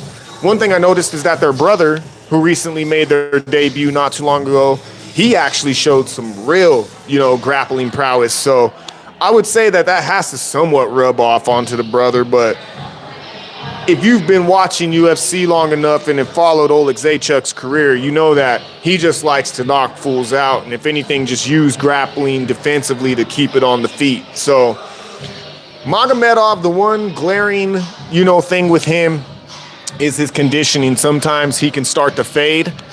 And, especially if you do grapple him, don't get it twisted. It shows that he has, some sort of type of grappling prowess, but I just don't think his conditioning can handle it. So he's going to want to keep this on the feet as well. So it does make it a little bit tricky. Does Magomedov, end up getting clipped because the fight takes place primarily on the ground because he doesn't have that conditioning? Or takes place primarily on the feet because he doesn't have that conditioning? Or does he try to get Oleksiejczuk out of there on the ground? Oleksiejczuk has no ground game, for the most part. So if Magomedov is able to get him down, he might be able to get him the fuck out of there, or at least, neutralize his offense on the feet, you know, potentially to a decision victory. But Oleksiejczuk is definitely going to have the edge in the hands. So if he's able to stuff a couple takedowns, the night gets long for fucking Magomedov very fast. So my pick's going to be with Oleksiejczuk, but, you know, I mean, I'm sorry, my pick's going to be with Magomedov, but that isn't to say Oleksiejczuk isn't live for this one. But yeah, you know, so we got bro. He's about to be back here in a second. If y'all got that 2.5, you know, bet live, you know, we're already one down. We only need, you know, 2 more departures from here. And yeah, to get back to my point, you know, and to just end that out, the UFC, man, I mean, it's nothing personal. It's just business with them. You know, and this applies to pretty much every fight that you see. Don't get me wrong, there's guys, you know, that are UFC guys or Dana White guys, all that type of stuff. But when it really comes down to it, man, like, it's what have you done for me lately? And I think even with this McGregor-Max Holloway card, you're going to see that in real time. It's literally going to be, what have you done for me lately, Conor? What have you done for me lately, Max? And so to wrap all that original point up, I'm going with Magomedov. Who are you going with, bro? Magomedov over Oleksiejczuk? Yes. Oleksiejczuk, I mean, tripping. That's a part you done fucked up, dog. You done fucked up. You know you done fucked up, right? Come on, man. Like, what are we talking about? Like, now you're gonna make me bring up fucking stats and all this other shit. You know what I mean? I gotta bring it up on this. I'm actually interested to see what you bring up in terms of stats. Well, because I gotta bring all this shit up on your. Because if you're gonna, if we're gonna talk about resume, then I'm sorry, Oleksiejczuk hasn't done anything to impress me. Beating Marc-Andre Barrio is not impressive to me. Beating Gerald Meerschaert on the feet is definitely not impressive to me. And beating Cedricus Dumas on the feet is not impressive to me. Losing to Shara Magomedov is actually the most respectable thing I've seen so far by decision. And getting submission armbarred by Kevin Holland, his losses are more respectable than his wins. Okay, again, Abus Magomedov has lost to Joe Pyfer recently. Piper. You gotta respect that. He just beat Adesanya. Freaking, and then he lost to Kyle Barajo, another ranked middleweight. His wins, though, are against Warley Alvarez. Can't really respect that, but he does have a win over Bruno Ferreira, somebody that you're picking on this card, and a win against the co-main event participant in Michel Pereira. Like, he's just got a more impressive resume. Cool. And I appreciate that, and it is what it is. But like 8 months, like he hasn't fought for 8 fucking months. You know what I mean? I hate that shit. You know what I mean? My guy won 4 months ago. 4 months, 1 week. Against Marc-Andre Barrio. 17-10. Barrio's not bad though. He's not bad, but he's not great. Good. He's not great. You know what I mean? But Oleksiejczuk is a dog. Magomedov, like he's ranked 20 versus like the 33rd for Oleksiejczuk, but like we also got to look at like. Okay, I'll give this to Oleksiejczuk. If you look down at where he's training, he is putting some time in part-time with the Fighting Nerds. He is, you know what I mean? So there could be some grappling and just things that he's trying to shore up there, for sure. Of course there is that. You know what I mean? But like also he's fucking 4 years younger. You know what I mean? We're talking about a 31-year-old fighter versus a 35-year-old fighter. And about again, the same amount of tread, though. A lot of tread on both fucking tires, you know what I mean, is been worn off. I understand that. But I still got to go with Oleksiejczuk for the win. It just makes sense to me. They're, I think, very similar fighters. Do I think the Fighting Nerds are going to give him some game? Of course they are. Because they literally break down every single part of the fight. Yes, we did see Diego Lopez have a little bit of a slide for a second. But I think they have shored that shit up. They've shored up what they're doing and what they're talking about with their fighters and like what parameters or things they're trying to really figure out. You know what I mean? Fight to fight. So we're going all in Zadykhov all day. Yo, real quick though, I just want to make some quick shout outs one time. Shouts out to Kay. You had mentioned her earlier in the episode. She apparently has made another purchase, my G. Two purchases in one fucking sale. So shouts out to you, Kay, one time. And also shouts out to Antoine. Is that my guy, Twan Lorenzo? Did my guy, Twan Lorenzo, fucking just purchase a shirt? Because he ordered a couple of Jones, too. So, hey, y'all. Shouts out to y'all. I'm gonna be honest with you, like, I'm taking it back a little bit. That shit warms my heart. I'm gonna be honest with y'all, really does, y'all, because we some real shit. Like, he be working hard on that shit. I'm not gonna say I work hard on that shit. You know what I mean? Yeah, like I'm making these designs, y'all, and my brother is fucking, running the store in terms of, investor. He's the one that keeps, the production going and pays the costs for us to be able to do this. I make the designs, but like we always say on the show, you could be anywhere in the world. You could fucking could be anywhere in the world right now, but you know right what I mean? here with me. You could be putting your money towards anything else in this world, and you decide to fucking support us. Like, this is some shit that me and my brother, like, we do this because we would do this regardless, without this camera, without this setting, any of this shit. We love MMA like that. If you look at our whole episodes, it's literally in my extra bedroom. The only reason we do this is because why not? You know what I mean? Because we're gonna do it anyway. But, one of the biggest things is just getting started.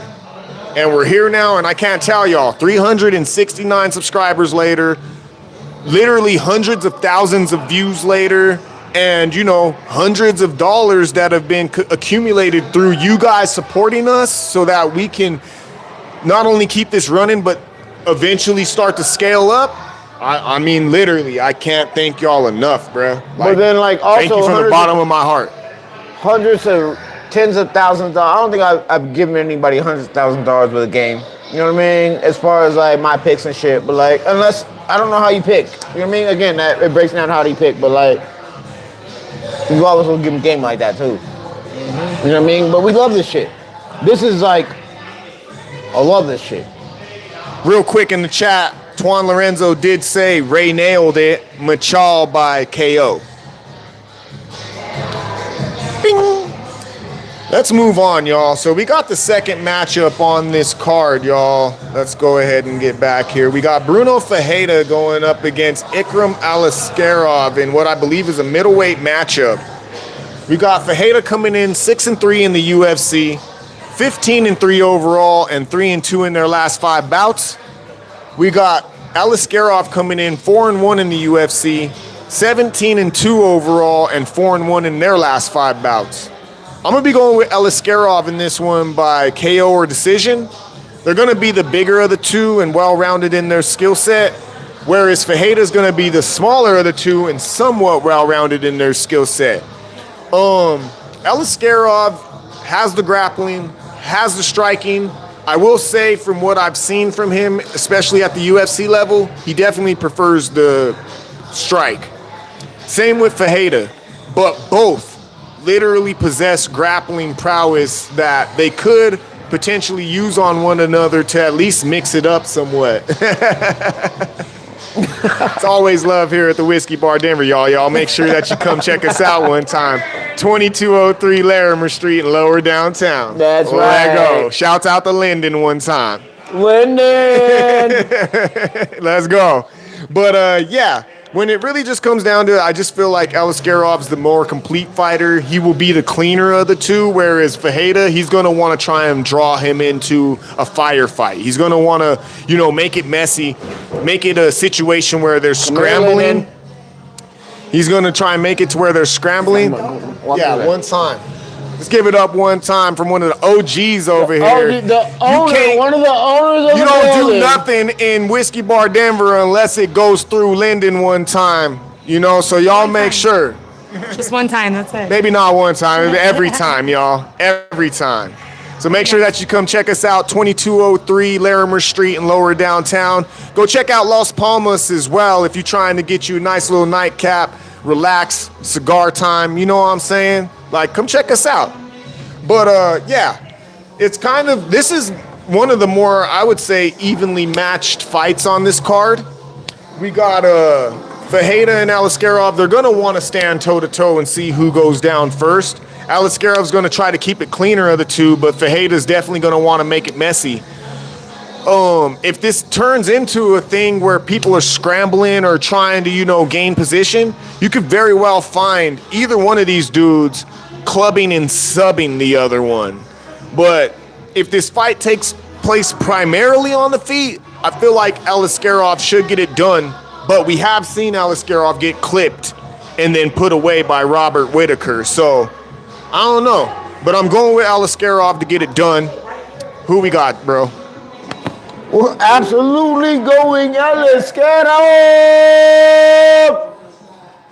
That's the win. It's got to be the win. You know what I mean? Oh my God. What's up, my man?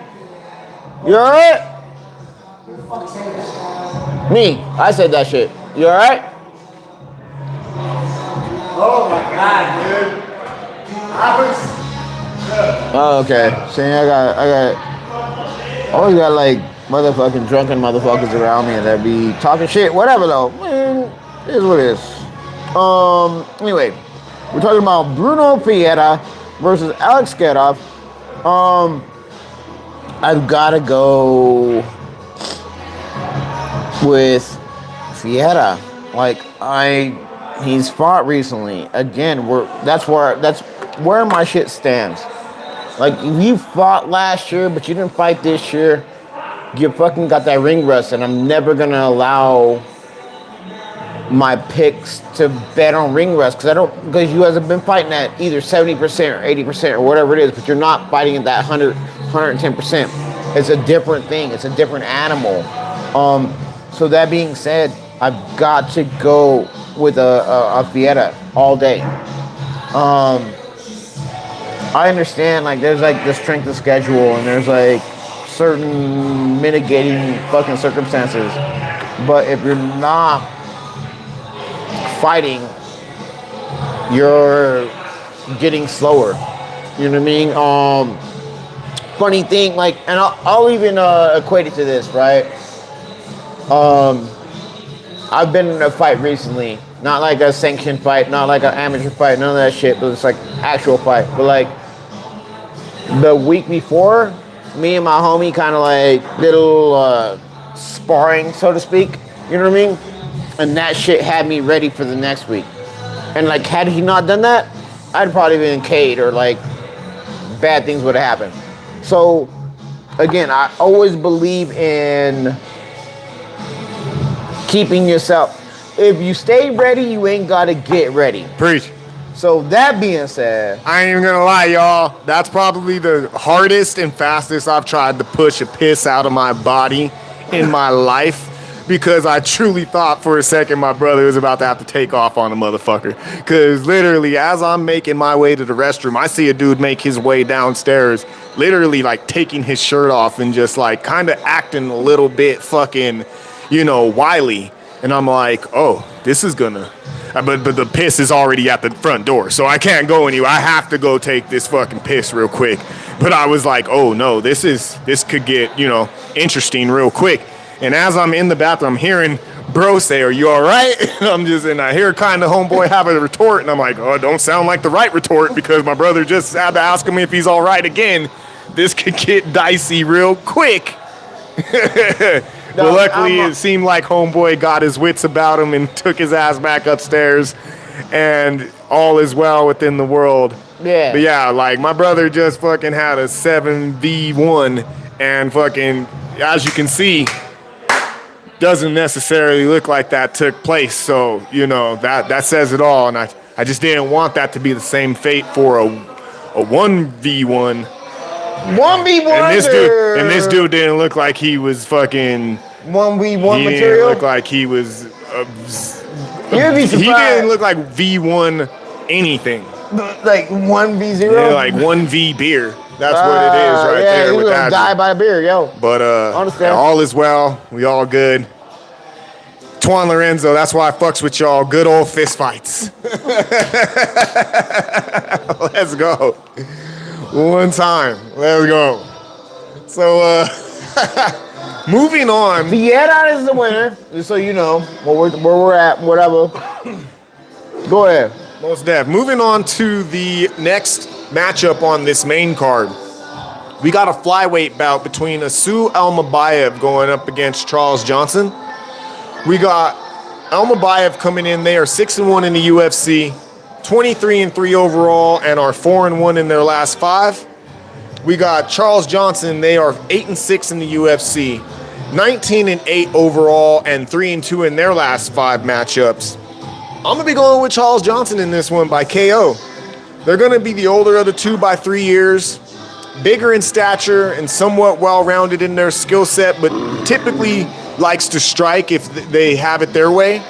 Almabayev is gonna be the younger of the two, smaller in stature and a grappler primarily in his skill set, but he has shown that he can crack if he can catch you.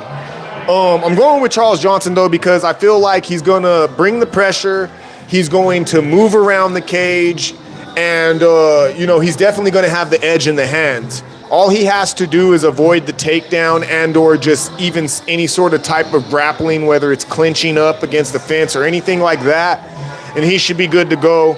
And, like I said, he has the edge in hand, so as long as he doesn't find himself getting clipped by Almabayev and then possibly, compromised and ends up getting choked out, I truly believe like this is Charles Johnson's fight to win, and he should be able to get it done. He's had an up and down career, but when he's up, he wins against like contenders. When he loses, don't get me wrong, he's lost to some folks that Almabayev has actually beaten, but when you stack up their resumes, I just feel like Charles Johnson is the more proven UFC veteran in this case. So that's who I'm going with. Who we got, bro? We're going with Almabayev. Wyland. I'm sorry, dog. Like, he's just a far more well-rounded fighter. I think he wins either in decision or he wins in submission. Charles Johnson is a long, tall, like, arms go forever, legs go forever. So if Almabayev, and I think Almabayev, in my opinion, is not that kind of guy who's gonna like, oh, I'm gonna sit here and shoot with you. I'm just gonna sit here and fucking throw him with you. He's not gonna be that guy. So that being said, hey, who's that? Hey! Who's that? Anyway, I don't think he's that guy. So that, no, I don't want to say that, man. But like I'm saying, like, he's going to just take advantage of his limbs and just snap one of them. I'm not sure which one he's going to snap, but he's going to win by submission by just snapping something. I mean, that's potential. And Twan Lorenzo, I would say, in a sense, agrees. I wouldn't say he's picking Almabayev, but he will say that Asu just wants to hug for 3 rounds. Of course.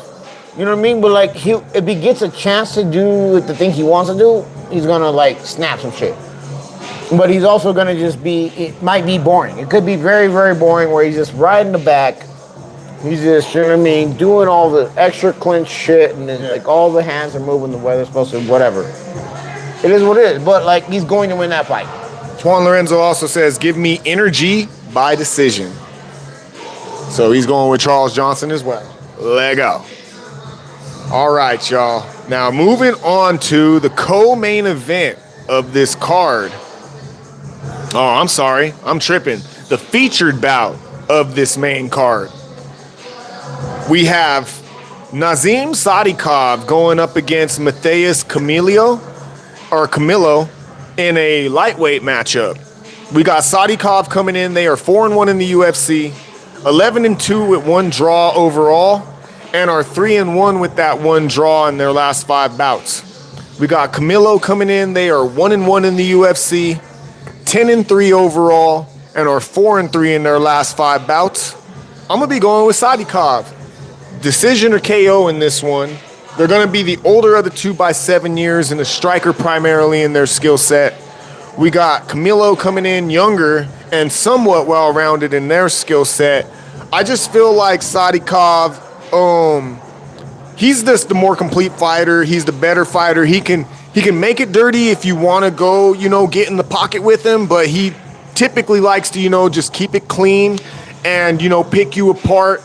He might mix it up a little bit, get in the clinch with you, but typically, he's just looking to try and, piece you up. He's cool with doing it by decision, or he's cool with, getting the finish. He ran into Fares Ziam in his last matchup, so I'm not going to hold that against him. Ziam is a top prospect. He did just lose his most recent fight against Tom Nolan, but I also think he may have been overlooking Tom Nolan. Whereas with Sadykhov, it was clear that there was just a gap in the skill sets. But I feel like if we're talking about a stand-up matchup, which it looks like it's primarily going to be against Camilo, I'm going to take Sadykhov every time. Who we got, bro? Sadykhov for the win, though. I'm tired of one of them stand motherfuckers, you know what I mean? And, he's literally good grappling, decent striking. Has a good camp. He trains with Syndicate out there with Aljo and Marab and everybody like that. Of course, so he's solid. He's very solid. So, I can't see a Sadykhov losing. You know what I mean? It only makes sense. He has a strength of schedule. I don't know. It makes sense to me. That's all I'm gonna say. Definitely. You gonna hold the show while I go get some beverages, nigga? Uh-oh, y'all. Okay, we up to 2. Now all we need is 1 more. And homeboy gotta do either 10 push-ups or he can take 10 push-ups off of my push-ups.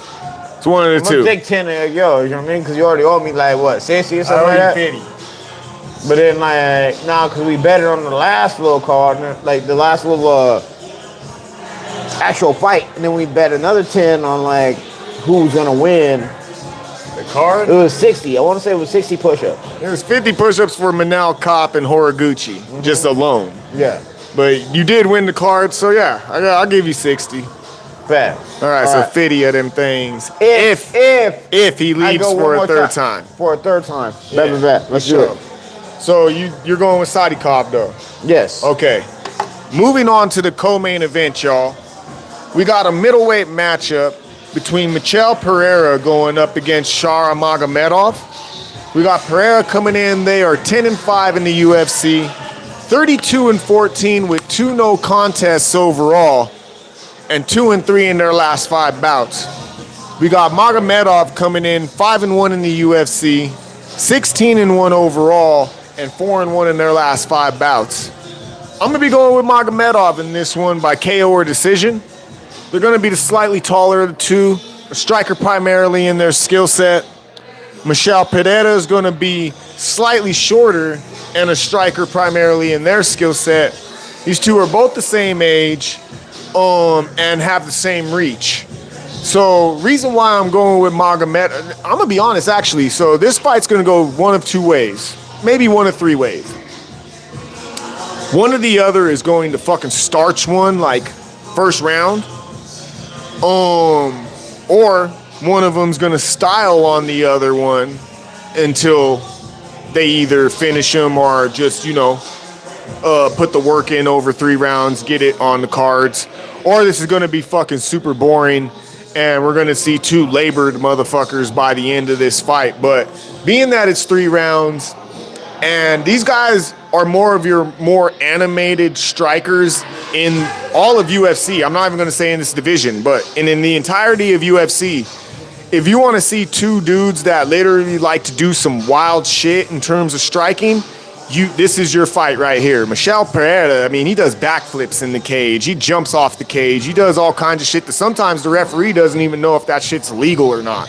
And you got Shara Magomedov. He likes to do the same. I wouldn't say he likes to do the same type of shit, but he's very unorthodox and flashy in the way that he likes to strike too. So, I mean, this could be a very entertaining fight, or it could just be someone running through somebody, or two dudes that did too much explosive shit early on and now they can barely fucking throw punches by the end of this bitch. So we'll see. But with all that being said, I'm going with Magomedov because I believe he's going to be the cleaner of the two. He's going to be the more conditioned of the two. And he's just kind of, I would say, more active. You know, I was going to say aggressive, but I don't say that. I'm going to say active. Pereira, he's had to tone his style down in order to even, you know, be able to fight at this level, because there was just a point where he was gassing himself out trying to be too much of an entertainer. So it's kind of, you know, he's gotten so reserved that he's almost not even that entertaining to watch. But when you got a guy like Magomedov who might draw that fucking, you know, entertainer out of you, then, like I said, it goes one of three ways. You're either gonna fucking show us some shit that we haven't seen before, you're gonna get starched in the process, or you're gonna gas yourself out. Magomedov, he, when taken down, still fucking attacks from his back. He's not going to be going for a takedown, so we don't have to think about that. Michel Pereira has grappling on his record, but I think that his conditioning doesn't allow for him to do it at this stage in his career. Magomedov, like I said, he's not going to accept being taken down, and if he is on his back, he's still deadly from there. He's been proven to outstrike opponents from his back. Also, he is just he's more well conditioned. So even if this does stay on the feet or go, you know, to the back, I just feel like he's just gonna be able to go the full 3 rounds. Whereas I don't think Pereira, I think he's about a round and a half in him, and then, you know, it's just gonna get dark for him. So all in all, I have to go with Magomedov in this one. Pereira, don't get me wrong, he's live. And he could make it happen. He definitely has a puncher's chance, and, you know, some wild fucking, you know, attack. He's one away from, you know, definitely putting Magomedov away. But if we're talking in terms of who's going to be the more complete fighter and somebody who I think can get it done, I got to go with Magomedov in this one.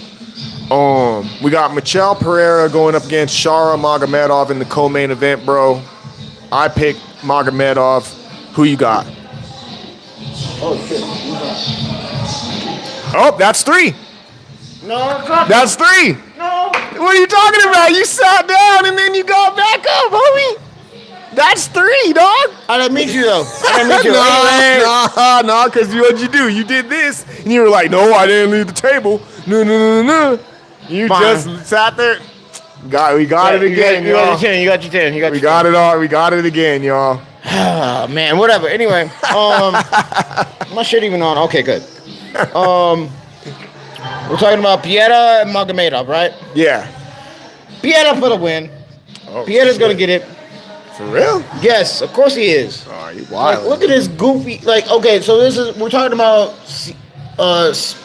One Eye, right? Young One Eye. I like him.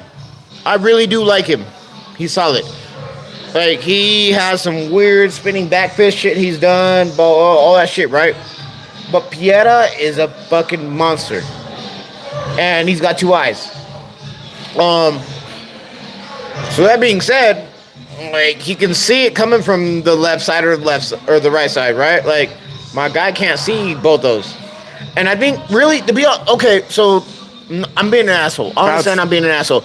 But why I'm being an asshole is because I've seen the last time that Saeed Magomedov got fucked up is because he couldn't see it coming from the one side. His name's Shara Magomedov. Saeed is in a completely different weight class. Whatever, nigga. I don't give a fuck, nigga. Like, he didn't see it coming. I know this is one blind nigga in one eye. He's only lost once in the UFC. What do you mean he didn't see it coming? He didn't see it coming because it's coming from the side that he can't see. That's why he don't even fight in the U.S. He don't fight in the U.S. because he has legal issues that don't provide him the visa. No, that's bullshit. He doesn't fight in the U.S. because he can't see out of one eye. That's true too. You know, you're actually right. He's not. I know I'm fucking right, he's not sanctioned to motherfuckers. fight in the U.S. He doesn't got that Michael Bisping energy where he can lie. I'm not blind. This isn't Somebody behind him going like, you. it's 3 fingers, not 2. I promise you this isn't a glass eye. I swear to God, it's not. Like, I'm just telling you, Pieta's gonna fucking beat the fuck out of him. Like, send him to the motherfucking house. It's good. I mean, I won't be surprised if he does, but I just don't see it happening. I'm sorry. I just can't see it. All right, well, Saeed... Can't see it like Shara Magomedov.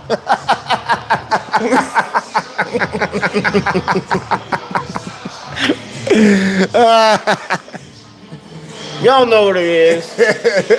We keep it a buck on the Bros Talk, dog. Yes, indeed, y'all. So with that being said, we are now here finally, almost 2 hours later, at the main event of the evening. Yeah, you joined, bro. That's the first time in history, 105 episodes later, and we finally got you to fucking join in on the main event. Fucking, oh man, that's, hey, I must be drunk. that's progress right there. So, y'all, with that being said, we have a lightweight matchup. We got Rafael Fiziev, Azerbaijan, Baku. You know, like, he's fighting for country right now. He's going to be going up against Manuel Torres, Mexican fucking grit, durability, and power. We got these two meeting up at 155. We got Fiziev, 7-5 in the UFC, 13-5 overall, and 1-4 in his last 5 bouts. We will get into that here in a second, but don't let that, like distort your view of them right away. We got Manuel Torres coming in. They are 5-1 in the UFC, 17-3 overall, and 4-1 in their last 5.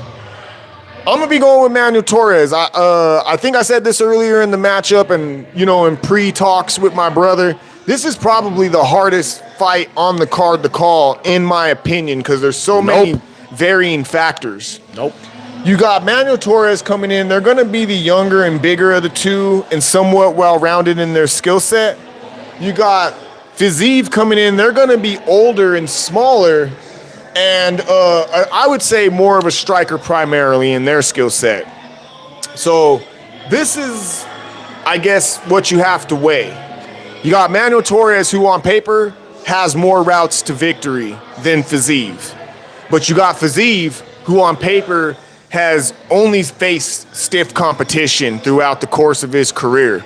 So it's like, when you look at these last 5 bouts, 2 of those bouts that he lost in just the last 5 were against Justin Gaethje. One of those 5 bouts, on top of those 2 losses to Justin Gaethje, who's the current champion, he blew out his knee in a matchup against Matheus Camilo.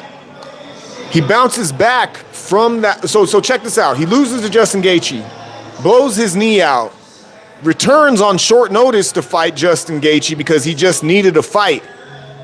Then he loses that fight. He goes on to finally win one against Ignacio Bahamondes here in Baku. This is the second event in Baku, so he hasn't had a win since the last time UFC was here, because after he won against Ignacio Bahamondes, which I might note Manuel Torres lost to, he then returns and gets fucking starched by Hoofy. So if you want to say, yeah, he's 1-4 and he's been, he's had a tough go here as of late, and he's, in my opinion, he hasn't had a chance to really get a rhythm within UFC since he blew his knee out.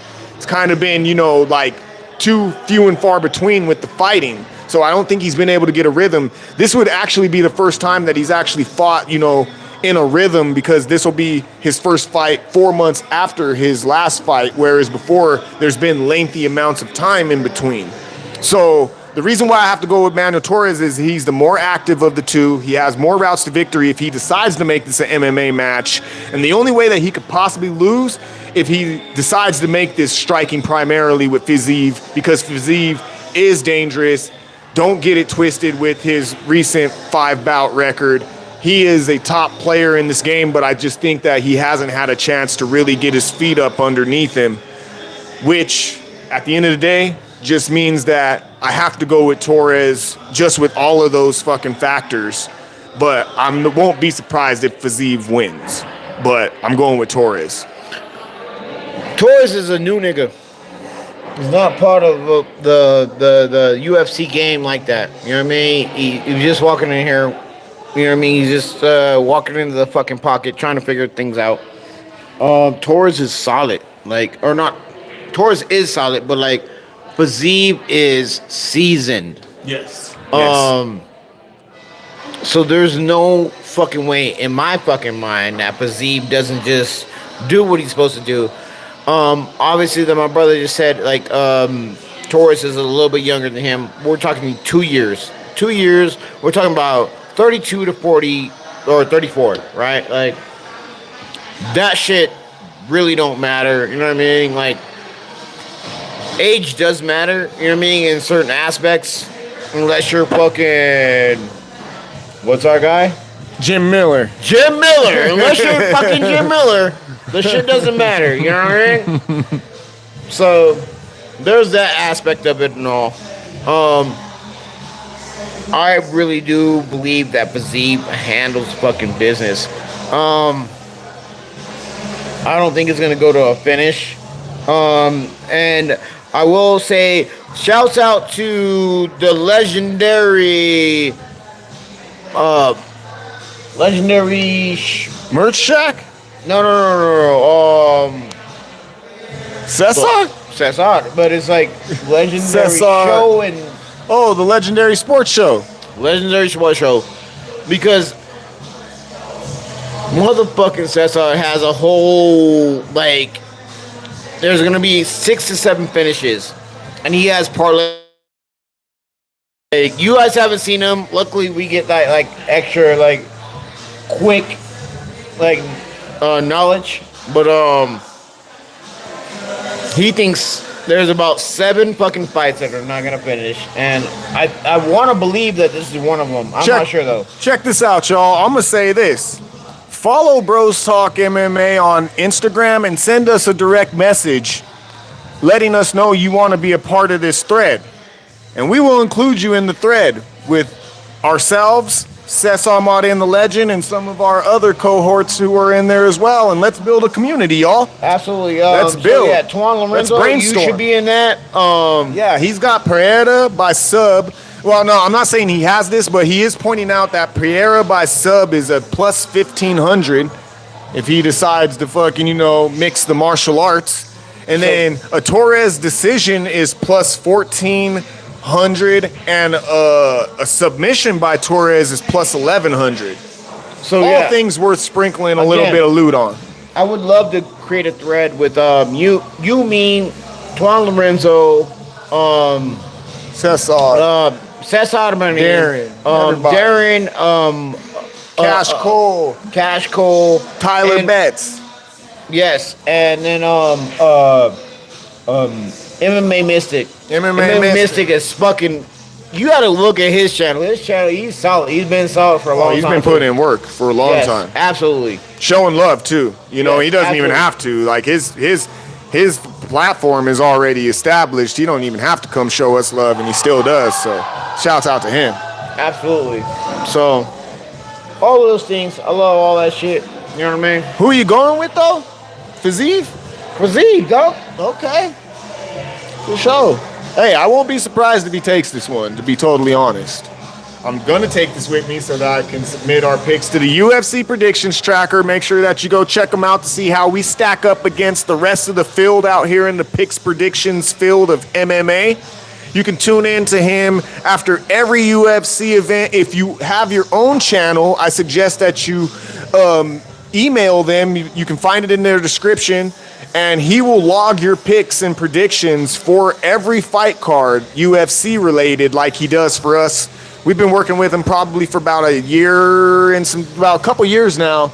And, Cesar has gotten familiar with them. Our guys at Fight Bloodline have gotten familiar with them. Our co-host, Darren Teed. Everybody is there. And, he has the whole space. Your favorite channel's favorite channel, is probably being tracked by the UFC predictions tracker. So make sure that you go check them out. And shouts out. And we be doing our thing on there, just so y'all know. Nigga, I be handling shit. And this is my man. He been fucking green on that. We'll give him that.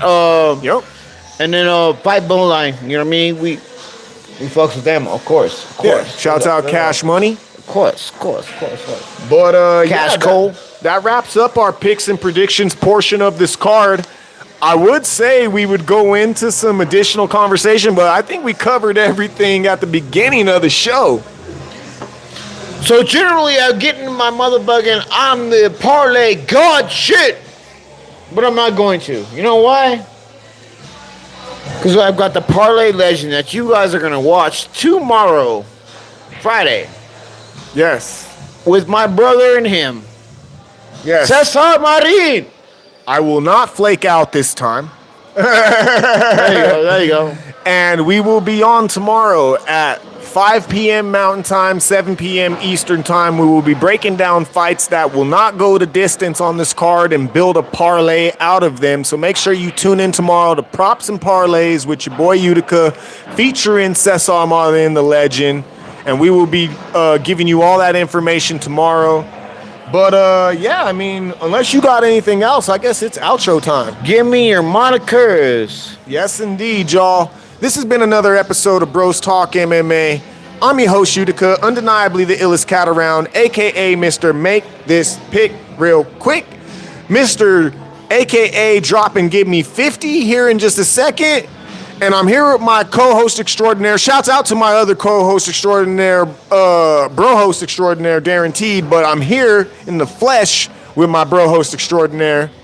Y'all know this. This is Ray Bucks. It's Darren. That was a Freudian slip. Yeah, little 40%. Hey, y'all know this is Ray Bucks. It is Chuck Jordan. It is. Give me my belt. Hand me my crown. It is Mr. 7 niggas could never hold me down. But I guarantee I'll beat you round town. Downtown. Yes, sir. Yes.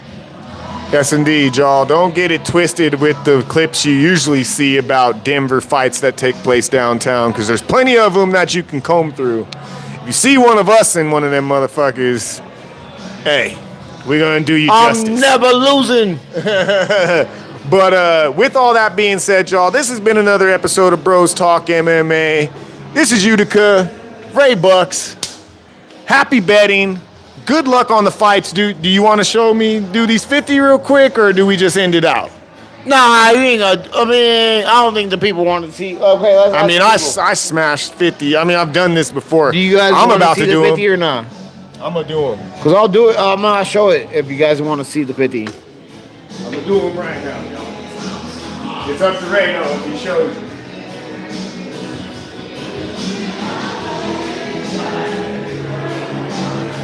They don't care about the 50, nigga. Don't even do that shit. Go shut it off, my G.